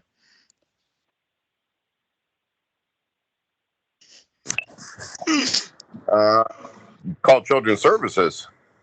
So you call CSB in the county where it happened. Real good. You can also report to law enforcement. So it's CSB in the county where the child lives, or law enforcement in the jurisdiction where it happened. Most states now have combined reporting for the whole state. I quite frankly don't know if Ohio does because I don't practice there anymore. It's really helpful if you know the kid's name, the kid's birth date, the kid's address. That gives us the jurisdiction. So CSB's files are indexed by the parent's name. So if you know the parent's name, that's helpful. And then just why you're concerned. And partial reports are accepted. You don't have to know everything. You don't have to be sure. You just have to be concerned. We're going to discuss the South Carolina law because that's what's on my form. But due to the federal CAPTA Act, all 50 states are similar. So a physician and that ... has about 50 professions in it, and I'm pretty sure paramedic is one of them. And so if you receive information in your professional capacity that would give you a reason to believe that a child has been or may be abused or neglected. Notice it doesn't say you have to have proof. It doesn't say you have to know. It doesn't even say you have to believe that it happened. If you receive information that would cause a reasonable paramedic to think that this might be abuse or neglect, you are obligated to report. Now, in South Carolina, if you don't, and this is also true in Ohio as well as in South Carolina. You cannot be sued, you cannot be fired, you cannot be demoted, you cannot be disciplined at all for making a child abuse report in good faith, even if you're wrong. And so if there's a carrot on this slide, what's coming on the next slide? And the stick, of course. And I love this in South Carolina. If you don't report, you can get a $500 fine or go to jail for 6 months because those are such similar. I mean, $500 fine and going to jail for 6 months, those are about the same, right? So ironically, in Ohio, it's not a criminal offense. But if you fail to report child abuse, the child or their guardian can sue you civilly, and it's handled through the civil courts, and it costs a whole lot more than $500. So, people you may meet, there's DSS investigators, police officers are generally who you're going to meet. I usually tell people road officers, they're information gathering machines. They listen and they don't tell you anything. The detectives are the people who work more with me, and they'll usually find me, or they'll find Paul McPherson, who's the child abuse pediatrician for your area. CSB and solicitors, everybody has attorneys. If I'm doing my job, you probably shouldn't hear from the attorneys because they tend to find me, I give them everything they want, and they leave everybody else alone. But the reason that we have both police and CSB is because we have two different legal systems that run in parallel. On the right, we got criminal law, and you know what that is because it's just like on Law and Order. You're either guilty beyond a reasonable doubt or you're not. And we can get protective orders, fines, probation, incarceration. Dang, in South Carolina, you can even kill people in criminal court if you do it right. But you have to name a defendant and you have to prove beyond a reasonable doubt. and often we can't. Civil law. That's like if I run into you on the highway and we don't disagree on how much it should cost to fix your car, you can sue me civilly. And there, it's not beyond a reasonable doubt, it's preponderance of the evidence. Whoever tells the better story wins. Well, it turns out that the government can sue you civilly for custody of your children. And then we only have to prove beyond a reason, we only have to prove by preponderance of the evidence. And we can make you do counseling, we can make you do parenting classes, we can do things to get the children protected without the burden of proving an individual did it beyond a reasonable doubt. And at some late stage, rarely we can terminate people's parental rights. So, kids who've been abused have a lot of different needs. They need a good forensic interview. They need a medical evaluation. They need protection from police. They need CPS to get that civil stuff going. There are attorneys who need to be involved. And back in kids go from place to place to place to place, and they were telling their story over and over and over, a little bit different every time, and it wasn't working. So now we do things in a child advocacy center where we bring all those services to one place. This is the Child Advocacy Center that I previously had the honor of directing in Boardman. And back behind this door, we have our most important instrument in the Child Advocacy Center. We call it a conference table. And we got lots of really, really smart people to come sit at our conference table and do all those things that have to get done for a successful child abuse case. We have dedicated interviewers who will ask questions the right way so they're not leading, so we get good information. And they're going to record the interview, so anybody who wasn't there doesn't get to ask the kid again, they just get to watch the video. We have all the equipment to preserve bruises and genital injuries and DNA and everything else. We can give all the right medicines. This is Dr. Henry Kemp, who in 1963 wrote The Battered Child Syndrome. And I'm writing this to say child abuse pediatrics is a specialty in pediatrics. It's 3 years of training. I know what happens when a kid falls out of the first story window, second story window, third story window. I know what happens when they fall off the couch, off the bed, off the changing table, and out of the high chair. If you're hearing a story that doesn't make sense, give me or give Paul McPherson, because he's yours, a call. We may have literature about whether that makes sense or not. And we house that expertise at the child advocacy centers. We go to the meetings for you. It's going to put a real hole in your day to we go to a 15-minute multidisciplinary meeting in the middle of the morning.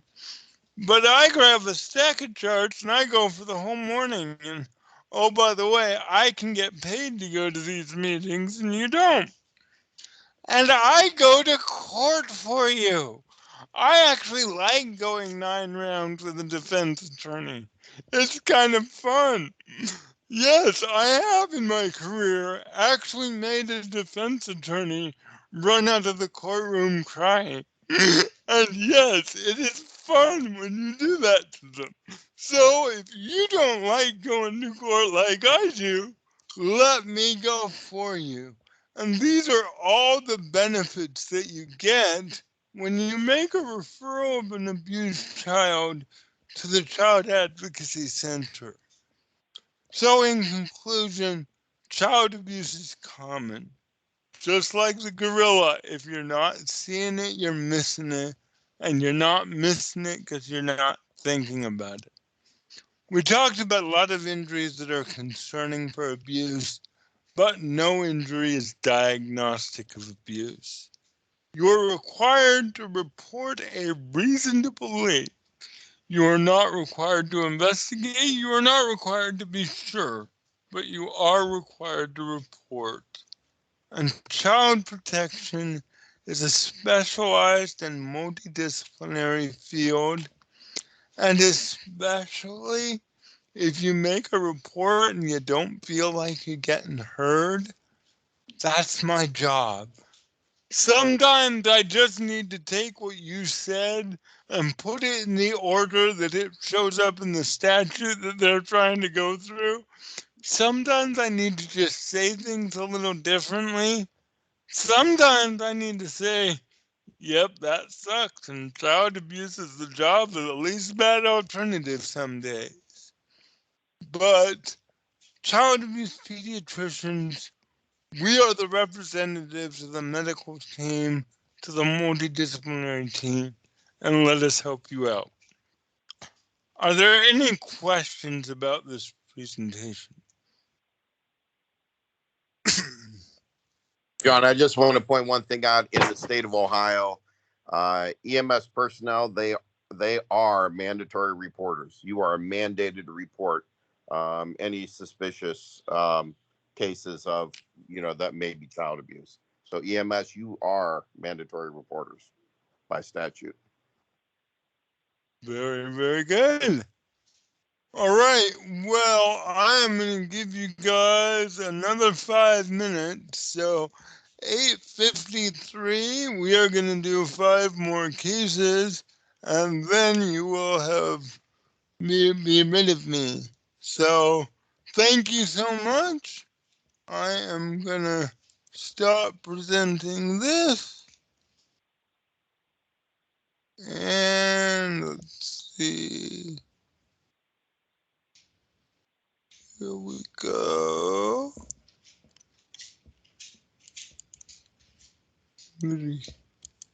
Here.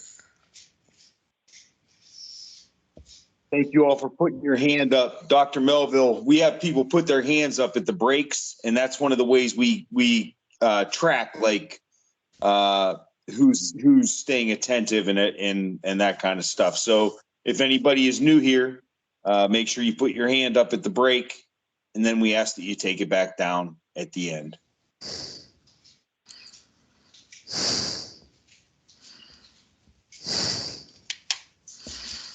So Stephen Berger, since I picked you randomly, where are you from? I am from the Central Ohio area. Okay, I wasn't trying to call you out or anything, but I just picked a name that I didn't recognize because a lot of the folks that we're talking are people that that I know from our community. You know what I mean? So I just want to get everybody involved. I wasn't trying to pick on you. No. Well, I found it funny because I had sent you an email today, and so when you were like, "I'm gonna look for someone outside the area," I figured like, "Oh, great, he's gonna see my name." There you go. You got on my radar somehow. Maybe it was subconscious. Yeah. Well, thank you very much for joining us. I hope you're enjoying the talks. I am. They're very informative. Thank you for doing this. No problem. We're gonna try and keep this going. Perfect. Maybe not twice a week, but at least once a month. Okay. No, I'd definitely like to attend regularly. Like I said, I've suggested it to quite a few coworkers and other peers in the area that I know, and let them know that it's been quite informative. Good. Glad to hear that. I'm glad you're having a good experience. Thanks a lot, man. You're welcome. Thank you.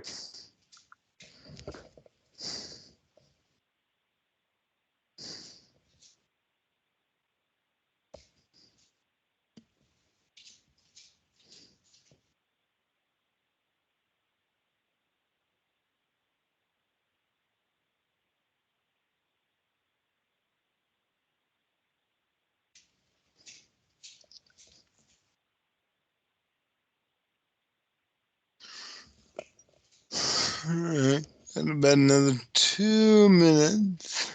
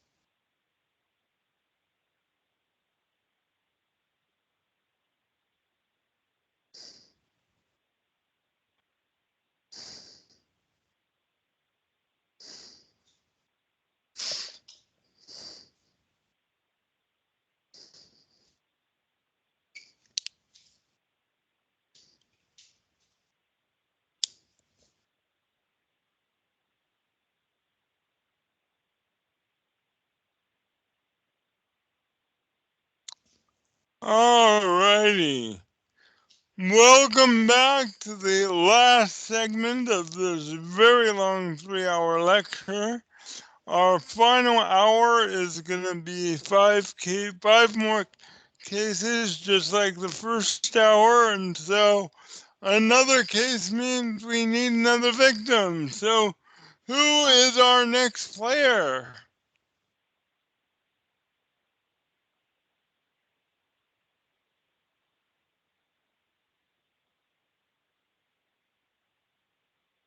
Whoever played last, pick somebody.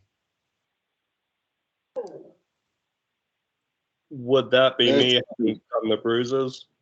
Yep. Then I'm gonna pick Rick Trichev. Hi, Rick. How are you? Good. How are you, sir? Very, very good. So you are volunteering at the high school football game. It's homecoming and they're playing the crosstown rival. And the 17, your 17-year-old star quarterback has been recruited by a whole bunch of colleges, and he's already talking about the NFL. And there's 8 minutes to go in the fourth quarter, and the home team is down 7-10. And guess what happened? Oopsie. So you gotta notice that he's not moving a whole lot, and the tight end comes up and says, "Hey, he's out." So they get you out on the field, and he's actually signed up, and he calls you coach about 4 or 5 times, and he's a little bit confused, so you take him off to the sideline. But 4 minutes later, and that's 4 minutes later, game time, of course, because is there any other kind of time that matters? The score is now 7-13, and the home team recovers a fumble on the 35-yard line. He feels great.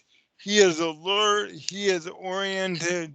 He can do serial 7s from 99 all the way down to 0.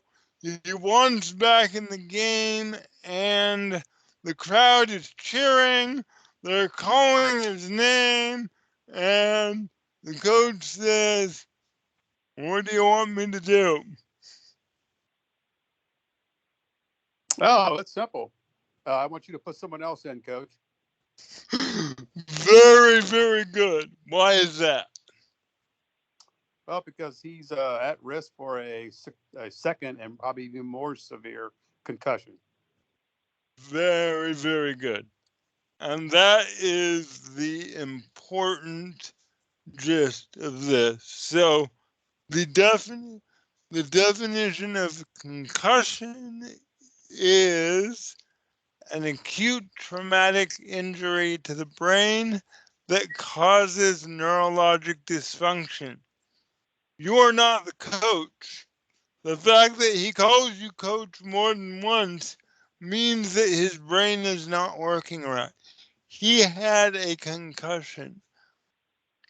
The rule, which fortunately youth sports is getting very good about, is if you have a concussion bad enough to stop play, you do not go back to playing that day. And ideally, you do not go back to play until you're cleared by a physician who is experienced in concussion care. Because as you mentioned, the so-called second impact syndrome can cause very bad death. Well, is there any other kind of death? It can cause death and other very bad things if you get 2 concussions in rapid succession. According to the 2013 and now the even more recent concussion guidelines, you do not rate concussions anymore. So there's no more type 1, type 2, type 3. A concussion is a concussion. All athletes who sustain a concussion are out for the day. Now, this has changed a little bit. 4 or 5 years ago, we were doing complete rest, and that meant physical rest and mental rest. They couldn't go to school, they couldn't watch TV, they couldn't read, they basically couldn't do anything for several days until their headache went away. We've eased up on that a little bit, but there's still a graded return to physical activity. So they have to be symptom free, and then we'll let them run for a couple days.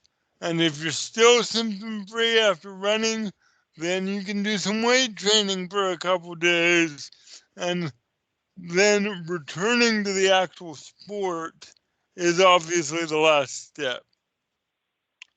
And as I say, there are physicians who do this far better than I do. But very good. So the big answer is if you have a concussion, you're out of the game. So who's going to play next?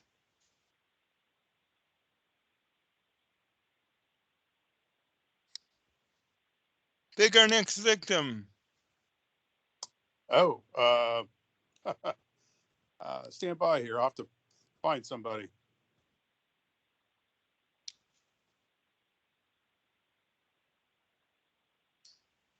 How about John Naples? Hey, John, welcome. He's a PA, so don't go easy on him. Oh, why would I go easy on PAs? We got to get this one great then. So, John, you've got a 7-year-old female with a history of ADHD, bipolar disorder, and at age 2, she had surgery for vesicoureteral reflux. That's where the urine, instead of going out the bottom of the bladder, it goes back up the top to the kidneys, and that's not the right way to go, so we do some surgery to keep all the urine on the down and out, you know? But Mom says that this patient has always been a sickly child, and she's on risperidone and melatonin, and last month she started Adderall. Okay? And Mom calls EMS at 7:45 a.m. and the chief complaint is she's having a seizure again. She says that the child was sitting on the floor when Mom called her for school, She groaned, she fell over and started shaking her arms and legs. After about 3 minutes, she was unresponsive and Mom called EMS. And she's had this happen 2 other times this month, both right when it was time to go to school. And she has a 2.5-year-old brother who also has febrile seizures. So, what do you think is going on? What could it be?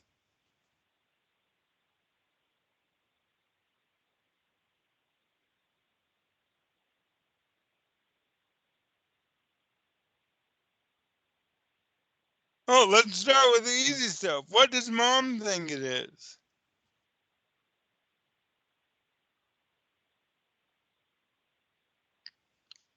Hello? Are we connected? Mom probably thinks it's another seizure. Okay, so she could have a seizure disorder. Is there anything else that you're thinking about? She's faking. She doesn't want to go to school. You think, so we got somebody who thinks she's faking it. Okay, so we got seizure, we got faking it. What else could it be?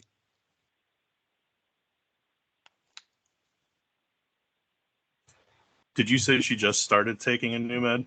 Yeah, she did. She just started taking Adderall. Could it be that? So Adderall does cause seizures. It's pretty rare, but it happens.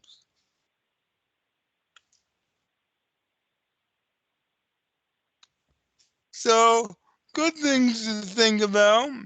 She gets to the hospital. Her head CT is normal. Her labs are normal. Her EEG is normal. And her talk screen shows amphetamines. What do you think about that? That's from the Adderall, no? Exactly. Adderall is dextroamphetamine.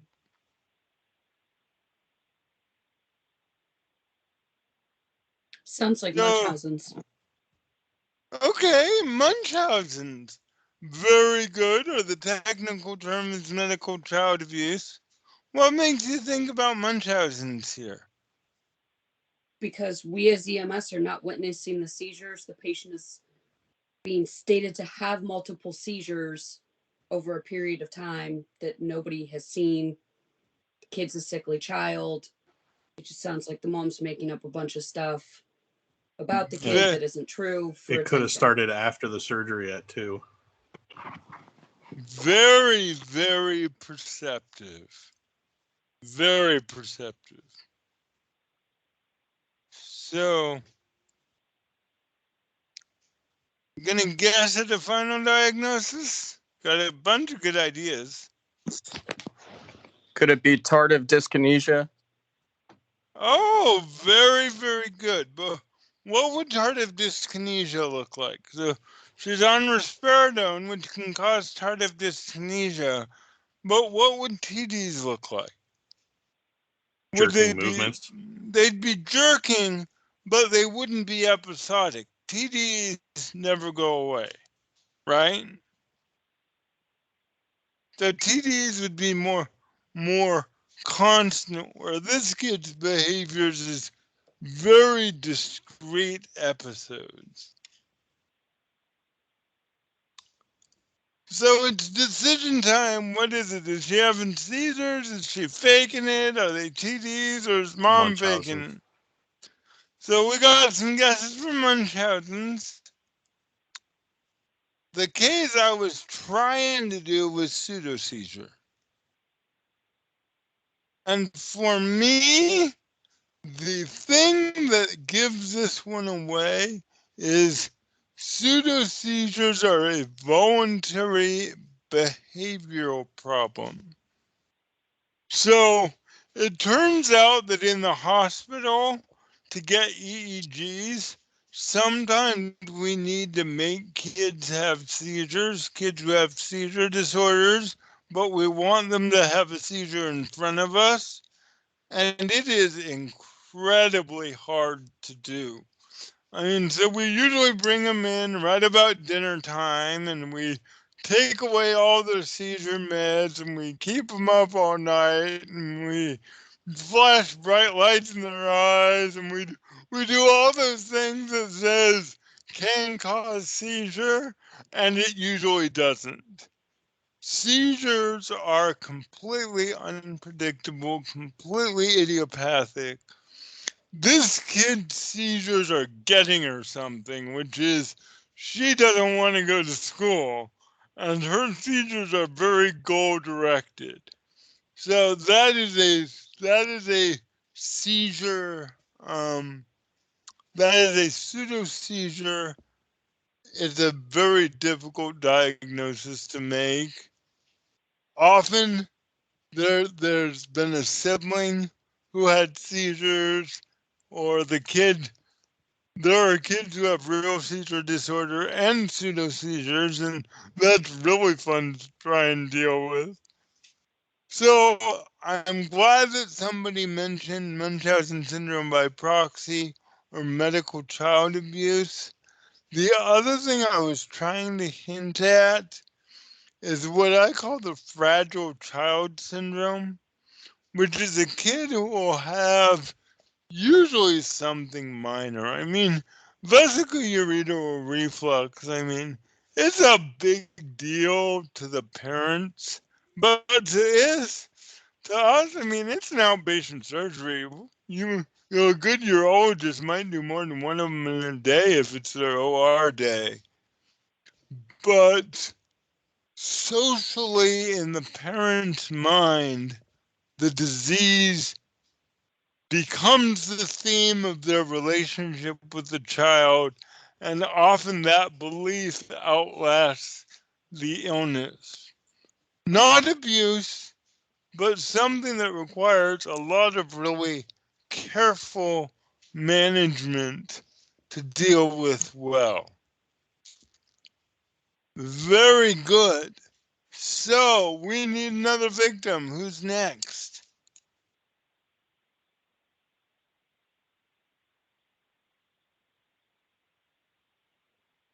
Pick somebody. Who's next?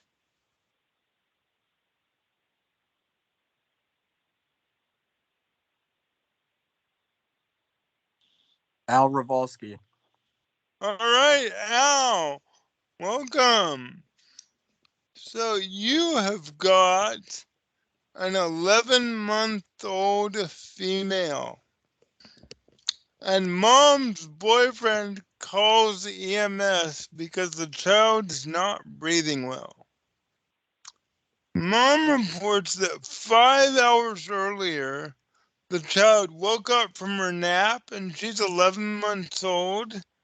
And as I say, for those of you who haven't had kids yet, cribs have a high setting and a low setting. And when they're babies, you put them on the high setting. And then when they can stand up, you're supposed to put the crib on the low setting so that they can't do cartwheels over the crib rail. Well, that didn't work. And so this kid fell about 3 feet head first onto the tile below. She screamed like you can imagine you would if you fell 3 feet onto a tile floor, cried, mom picked her up, and she was okay. Okay. So then mom goes to work, and 5 hours later, boyfriend calls you and says that the child is not breathing well. So you got a temperature of 37.4, pulse of 62, respiratory of 15, blood pressure is 72/40. The child kind of responds, and but not really. And there's a great big bruise on the left side of the head.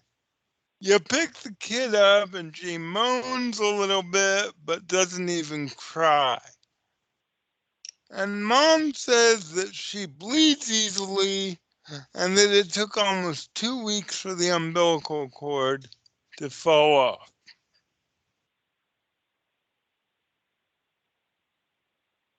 So what are you gonna do?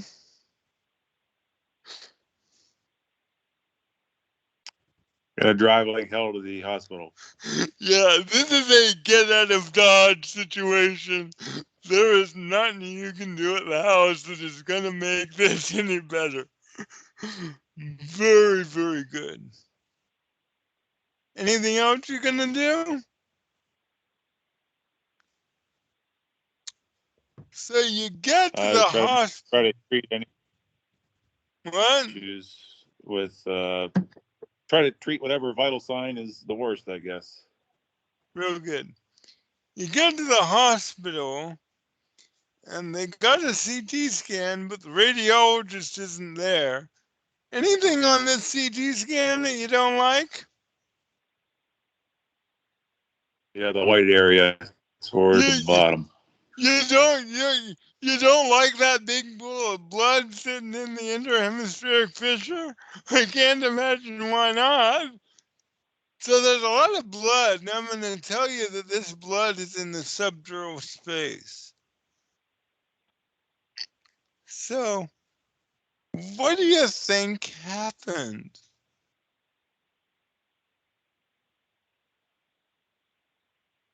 Got some type of contusion and ended up bleeding internally. Okay. Why did it take 5 hours for her to get so sick? Baby's got big heads and small brains. Baby's got big heads and small brains. Okay. Anything else that you think might be going on here?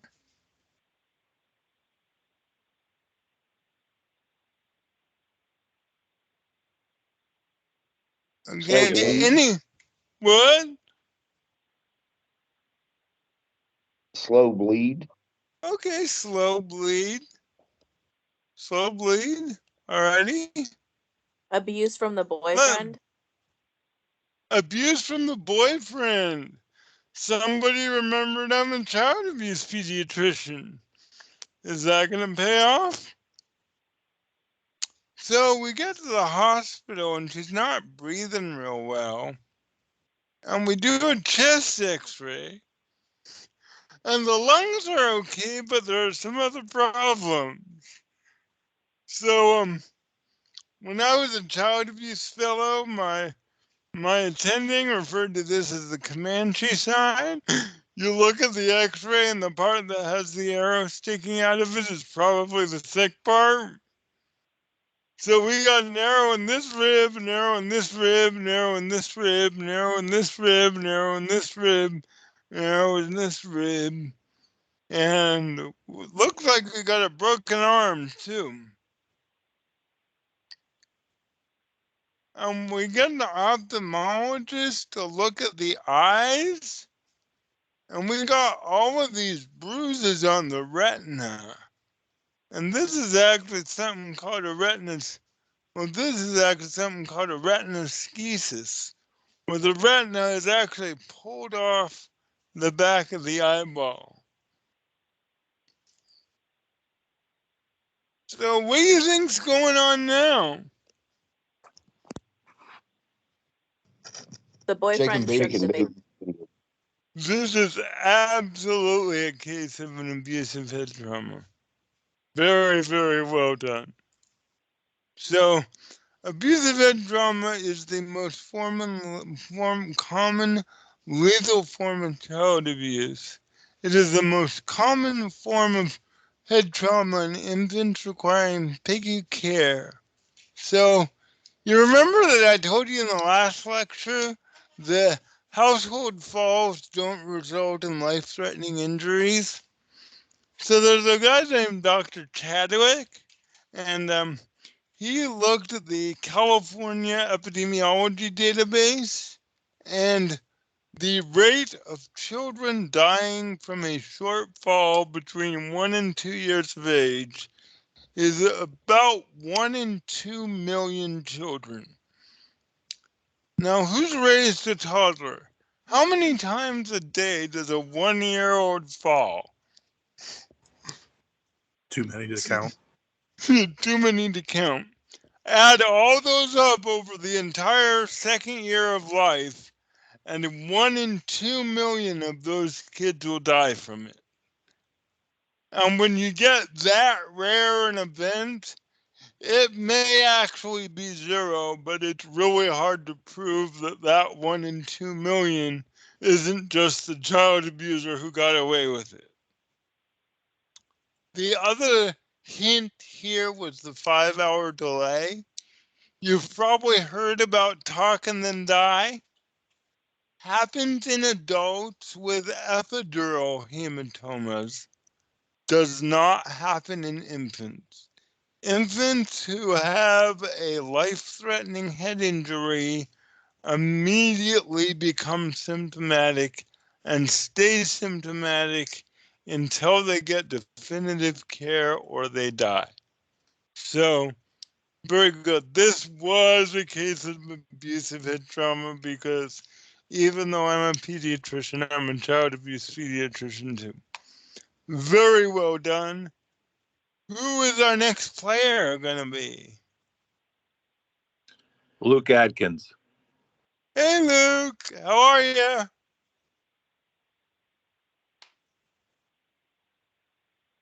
Luke. Hey, how's it going? Going good.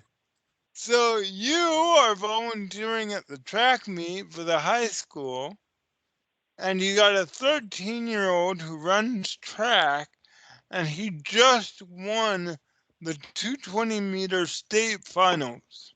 And as he walks off the finish line, he collapses and he's unconscious for 30 seconds. Okay? And by the time you arrive, he's awake and alert, but he's a little bit confused. Now, he didn't hit his head. I'm not going to do that to you again. And he denies any chest pain. But the coach is really worried because he says, his cousin was that. You remember that kid 3 years ago who dies in a high school football game? You're like, yeah. It's like, yeah, it's his cousin.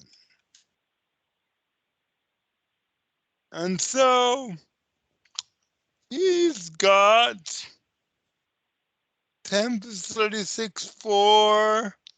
His pulse is 132. His respiratory is 35. Blood pressure is awfully high at 145/95. His skin's moist, maybe even a little bit clammy. His heart's going. Heart rate of 132. His heart's going bum bum bum bum bum bum bum bum bum.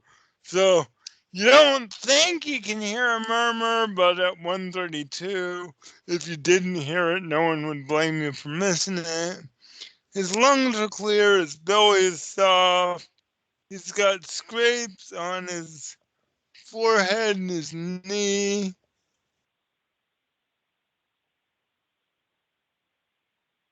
So when we talk about the differential, there's a really interesting study. They look at why doctors make mistakes.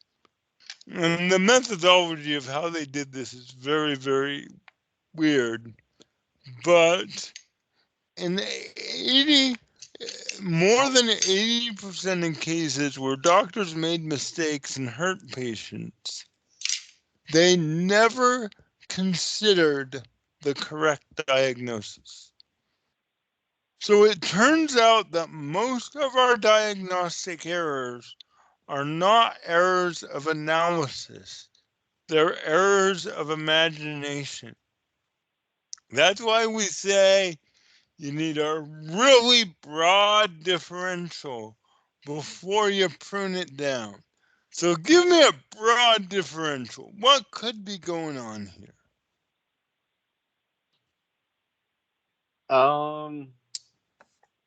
Prolonged QT. Okay, prolonged QT could definitely do it. What else could do it? Let's think broad.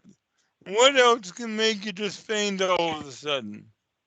You could be a diabetic. Could be diabetic. Okay, if you were diabetic, would he come back that quick? Probably not. Electrolyte imbalance. What? Maybe he took some workout. Electrolyte Yep. imbalance. Electrolyte imbalance, real good. Maybe he's been working out real hard. Maybe he's been doing creatine. It was a while when I was a primary care doc that creatine was a real big thing. I don't know if it actually makes you a better athlete, but it sure takes a toll on your kidneys. What else could be going on? How about overhydration? Overhydration? Possible. Drank too much water, drove the sodium down. Got overhydration. You got to think about underhydration. He is, outside at the track meet.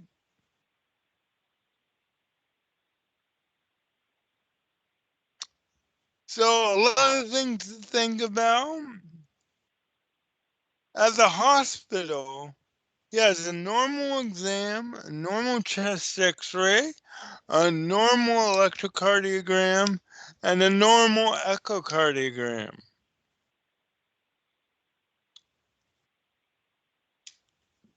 What's going on here? And why is this in a pediatrics lecture?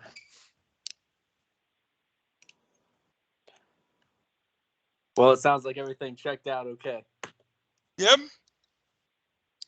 Except why did he faint? It could just be overexertion. This case was syncope. The important fact here was that he's 13.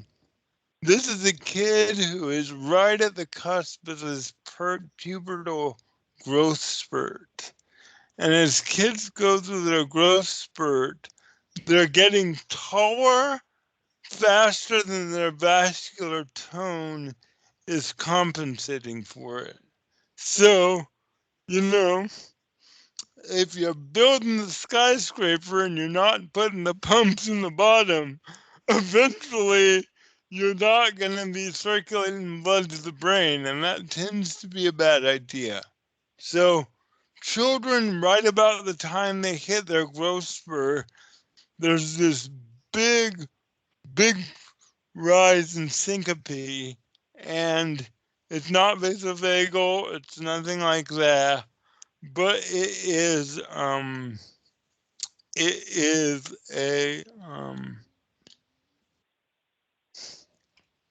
sorry, just lost my thought. It's just part of being a kid. Generally, we don't have a lot of good treatments for it. We try a high sodium diet, sometimes helps. There's some hormone therapies, but nothing works real well.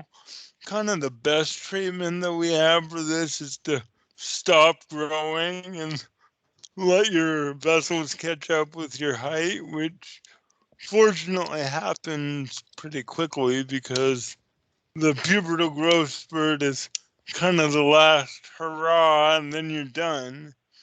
So yeah, lots been tried, none of it works.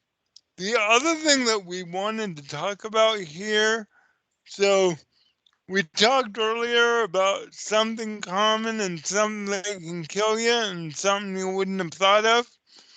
The thing that you can't miss here, because the thing that can kill you is the hypertrophic obstructive cardiomyopathy.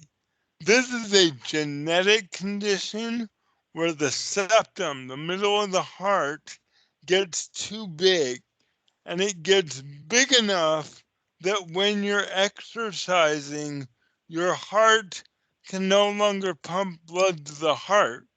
And you basically exercise yourself into a heart attack, causes sudden cardiac death, and the classic story that's happened far too many times is the star quarterback in the big game, lots of physical activity, lots of emotional tension, lots of catecholamines running around, falls over and dies on the sports field in front of all the fans. It's happened more than a couple times. And so the echocardiogram is a very good test for this. The NFL, which has more money than sense, does echocardiograms on everybody when they come in. The NCAA is a little bit more measured, probably because they actually have to have a budget, but there is a screening process by history, by physical exam, careful core physician work, and we end up doing a lot of echocardiograms on, again, elite athletes just to be sure. So, but the far more common what this was is syncope, and it's just a result of getting taller. All right, we got one more case. Who is our last victim going to be for the evening?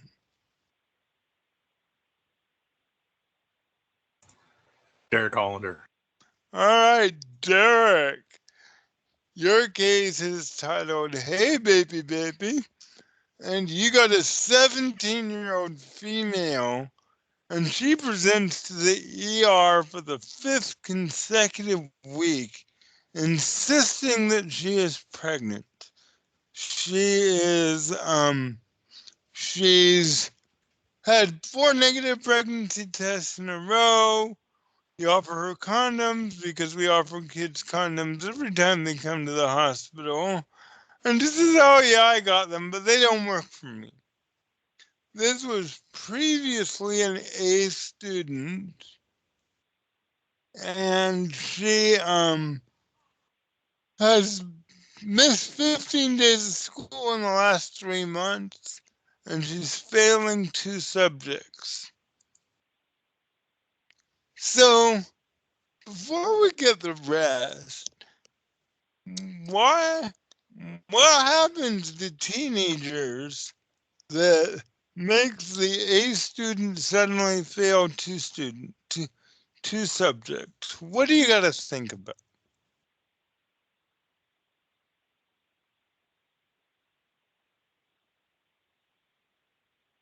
Drugs. Okay, drugs. Real common. Kids will get involved in drugs, and school is the first thing to go. What else can make a previously good student go real bad? She's been recently attacked or abused sexually. Okay, sexual abuse will do it. Can just getting a new boyfriend do it? Oh, heck yeah. Absolutely. Oh, heck yeah. So, Other family trauma like a divorce. other family trauma. A divorce can do it. Good or bad things. So when I worked in San Antonio, it's a big military town, and we'd have the units come back from Afghanistan, and the little 4 and 5-year-olds would start wetting the bed, a week after Daddy came back. And of course, the clinic, it's like, no, having Dad come back is just as stressful as having Dad go away, believe it or not. So, we got the sex, we got the drugs, we got the rock and roll, we got the boyfriend. How are you going to figure out what's going on with this team?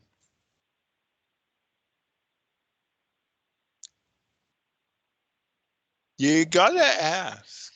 You gotta ask. And, there are some teams who just won't talk to you. They're just in that phase where they're not going to talk to anybody who's older than 12, and there's not a whole lot you can do about that.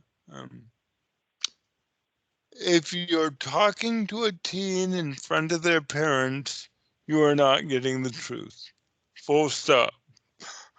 Don't care how good they are, if mom's in the room, you are not getting the truth.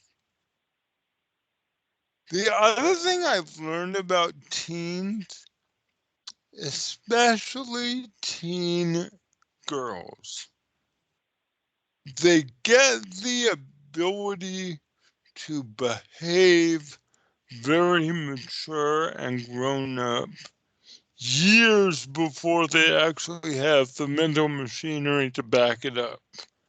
I can't tell you how many 14, 15-year-old girls I'll go in, do their complete history. They'll tell me all about it. They'll tell me about their sex lives and their sex partners and on and on. And they're just very matter of fact and very cooperative. And I'm like, great, well, you're having belly pain, so why don't you lie down so I can feel your belly?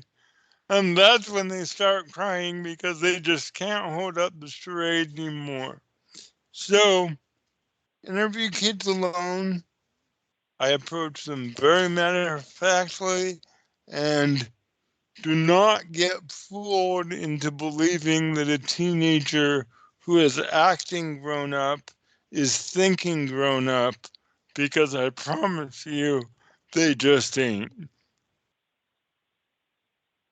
So, patient doesn't have a lot to say, but mom reports that she'll just spend hours and hours staring out the window. Mom says she's always been the odd one, but this is way odder than she's ever been. And so last fall, they visited multiple colleges, and she was all excited, getting ready for after high school, and now she hasn't filled out any applications. You ask her questions, and her answers are, yeah, whatever, I guess. But she denies doing drugs.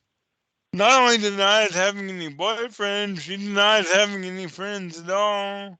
She denies suicidal ideation. She denies homicidal ideation. Sometimes you think she denies ideation altogether.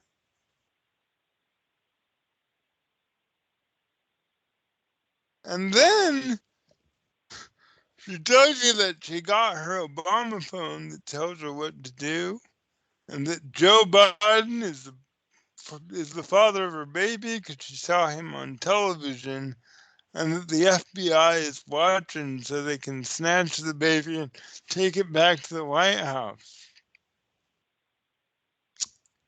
So what's your diagnosis? Schizophrenia. Absolutely. Yeah, schizophrenic breakthrough. Absolutely. And this is when it shows up. Schizophrenia, typically when it comes out, it'll be late teens or early 20s. Now, I gave you that last slide to make it more obvious because it's the positive, bizarre symptoms that make the schizophrenia get in the paper. Far more prevalent, far more treatment resistant, and far more disabling are the negative symptoms, the lack of drive, the lack of motive. You just sit there and do nothing. So when you think about schizophrenia, it's not the teenager running naked on the football field at 2 a.m. Although that does happen, that's not most of schizophrenia.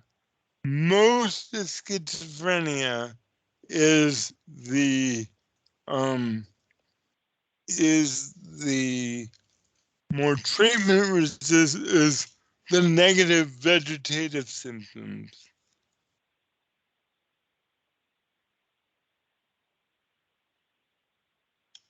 And that's what I got for you. I guess we ended about 15 minutes early. I'm sure nobody's gonna complain. I love pediatrics. I love taking care of kids.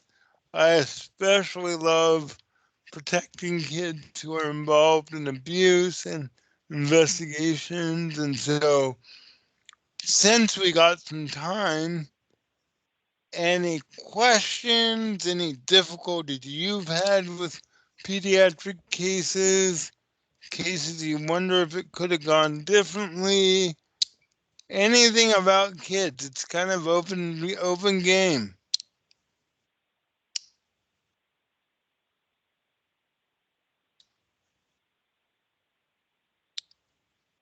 Man, I know I learned a lot tonight.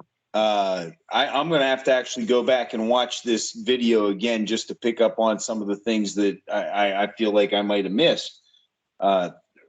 Thanks for the just great, crazy information. I appreciate that. What a great perspective. The case studies were awesome. I love the interactiveness. Okay. And thank you to everyone for playing along. Very informative, Doctor. Thank you very much. Thank you. If you're putting your hand up, you can just go ahead and speak up.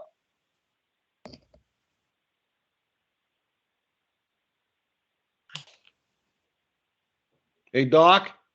Yeah. Okay, I had a case years ago where I went to a patient's house and I checked the child out and I felt there was something wrong. And I brought it to the police's attention, but the police did nothing. And the child stayed back in the house. I mean, how was I supposed to proceed with that?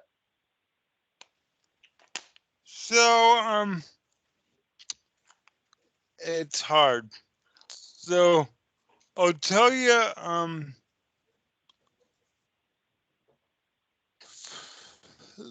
so that's really why you need to have a child abuse pediatrician, because so what I can do sometimes is, because we have both police and in Ohio CSB, you're likely to get more mileage out of reporting to CSB than reporting to police.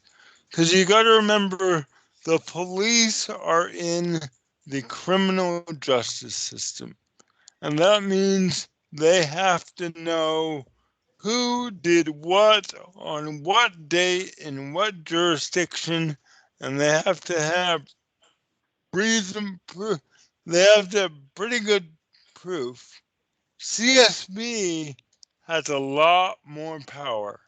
If we can show that a child has been abused, we can get services in for that kid, even if we don't know who did it.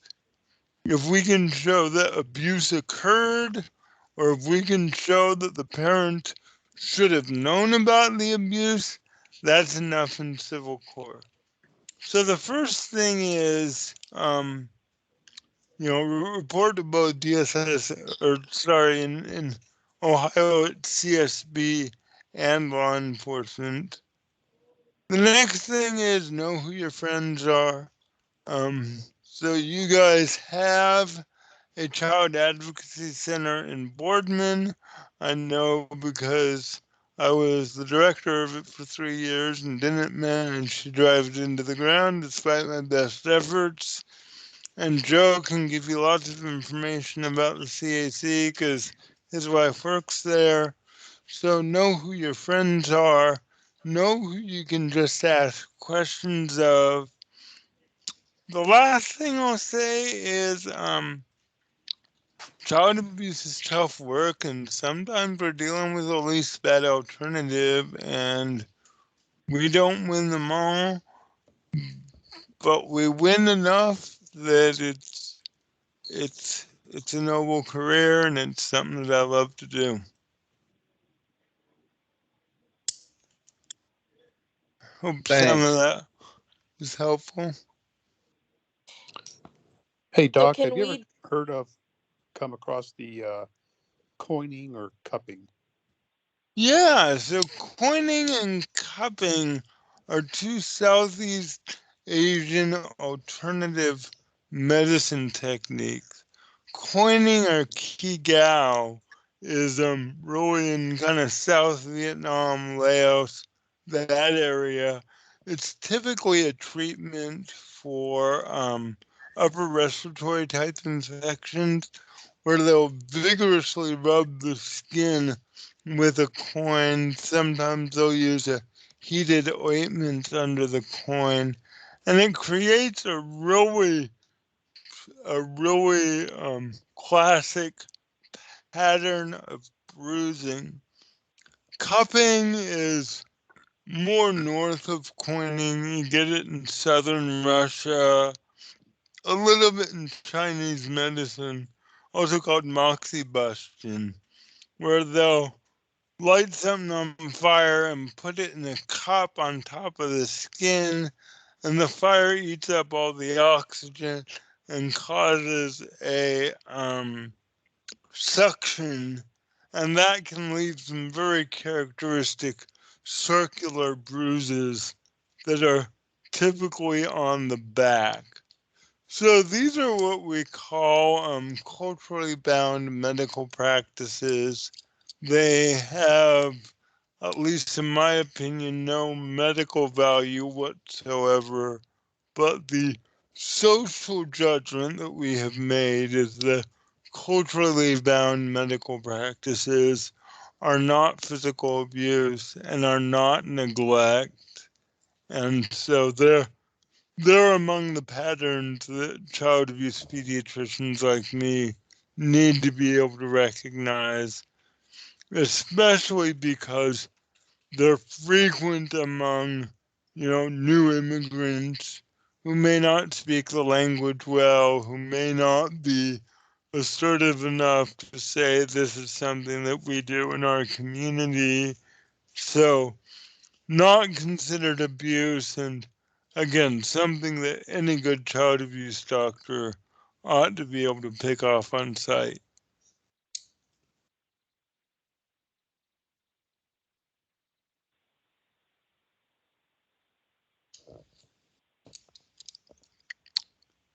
Any other questions?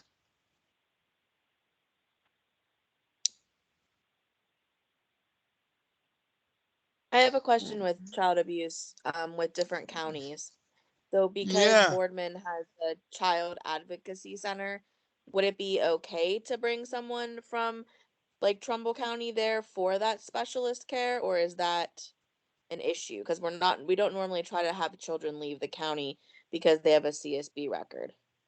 So as of 5.5 years ago, when I was the director, the CAC in Boardman covered Trumbull, Boardman, and the county just south of Boardman. It'll come to me. So Columbiana. yeah, Columbiana. Columbiana. And so every county in the state has a CAC assigned, and the CACs have a network. There are child abuse pediatricians at the major centers. So Akron has child abuse. University and Rainbow Babies shares a child abuse doc. There's a real big center in Columbus and Cincinnati. Kathy Makaroff and Rob Shapiro are the child abuse pediatricians. So that's where your caps are. But every county should have an affiliation with a CAC, and the CACs that don't have caps on site know how to find them. Yeah, Lauren, actually, they are known, Akron Children's Hospital, CAC, is known as the Tri-County Child Advocacy Center because they actually take care of Trumbull County, Mahoning County, and Columbiana County. And I think, John, when you were there, they were doing Ashtabula too. I'm not sure if they're still doing Ashtabula, but yeah, they do reach out. But you wouldn't take a child there directly. The child would go from the emergency department in most cases for EMS, or like the case before, if the police didn't do anything, you have to realize that you are a mandatory reporter. And if the police fail to actually take a report or do anything, you are obligated to contact Children's Services. And we were talking about this a while back, and it was like, even going to an emergency department, and reporting the case to the emergency department physician is even sketchy because you're a mandatory reporter. That physician's a mandatory reporter too, but it's kind of like you are by law a mandatory reporter and you are mandated to report that suspicion of child abuse. So in your case though, Lauren, in the case, I think it was John that may have asked it, in those cases, you would report it to Children's Services or you would transport that child to the emergency department, and the emergency department may, involve Children's Services, or they make the referral to the Child Advocacy Center, whatever it would be, but you wouldn't be taking anybody there personally, by ambulance. I wasn't going to necessarily take them there, but I didn't know. Unfortunately, my issue is the opposite of whoever spoke. Law enforcement, in my experience, has been excellent about the child abuse, and it's the CSB that's like, yeah, we don't care. We already have a file. They are very lackadaisical. Really? About it. That is shocking. Trumbull County was a red hot CSB when I was there. They had a lot of. Don't care. They had, as I say, I was there 5 years ago, but when I was there, I was really impressed with Trumbull County's CSB operation. They may be overwhelmed, but I didn't know if it would make a difference to take something that we highly suspect to a better facility that would get more directed care. I didn't know if that would be Akron Children's ER, where you take a kid from Trumbull County to Akron Kids, so that link is directly there, and then you could call maybe after if the ER didn't listen, the child advocacy, somewhere to get them a more focused attention, because unfortunately sometimes you do feel like you're just screaming and no one's listening. Yeah, I think it's mandated reporting, and it's knowing who to talk to, having friends help. And as I say, unfortunately, I'm not in your system. If I were presenting in South Carolina, I'd just say, hey, give me a call. I pass my card out, and people call me, and I'm like, yeah, well, we can at least talk about it, but a little hard to do that from across the country. But as I say, absolutely, you're a mandated reporter, and the CSB is really usually your best option. Unfortunately, there are mean things you can do to kids that are illegal, so it's complicated, and I'm not going to say that we get completely good outcomes every single time.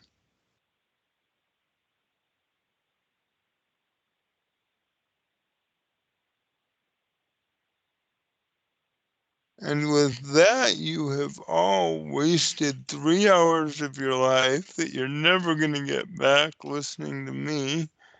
I will thank you so much, and I will stay on if there are more questions. But other than that, thank you for your attention.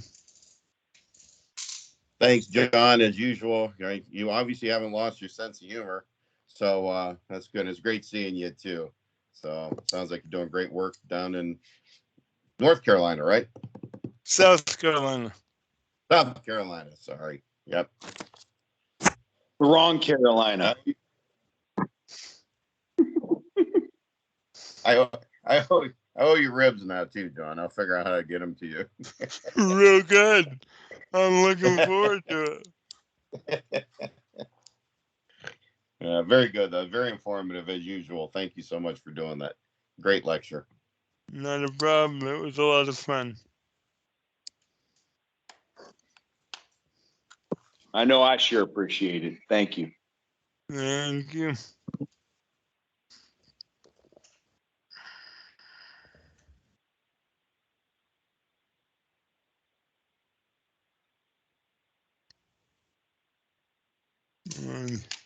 Bye-bye. See you, John. Take care, buddy. Good night.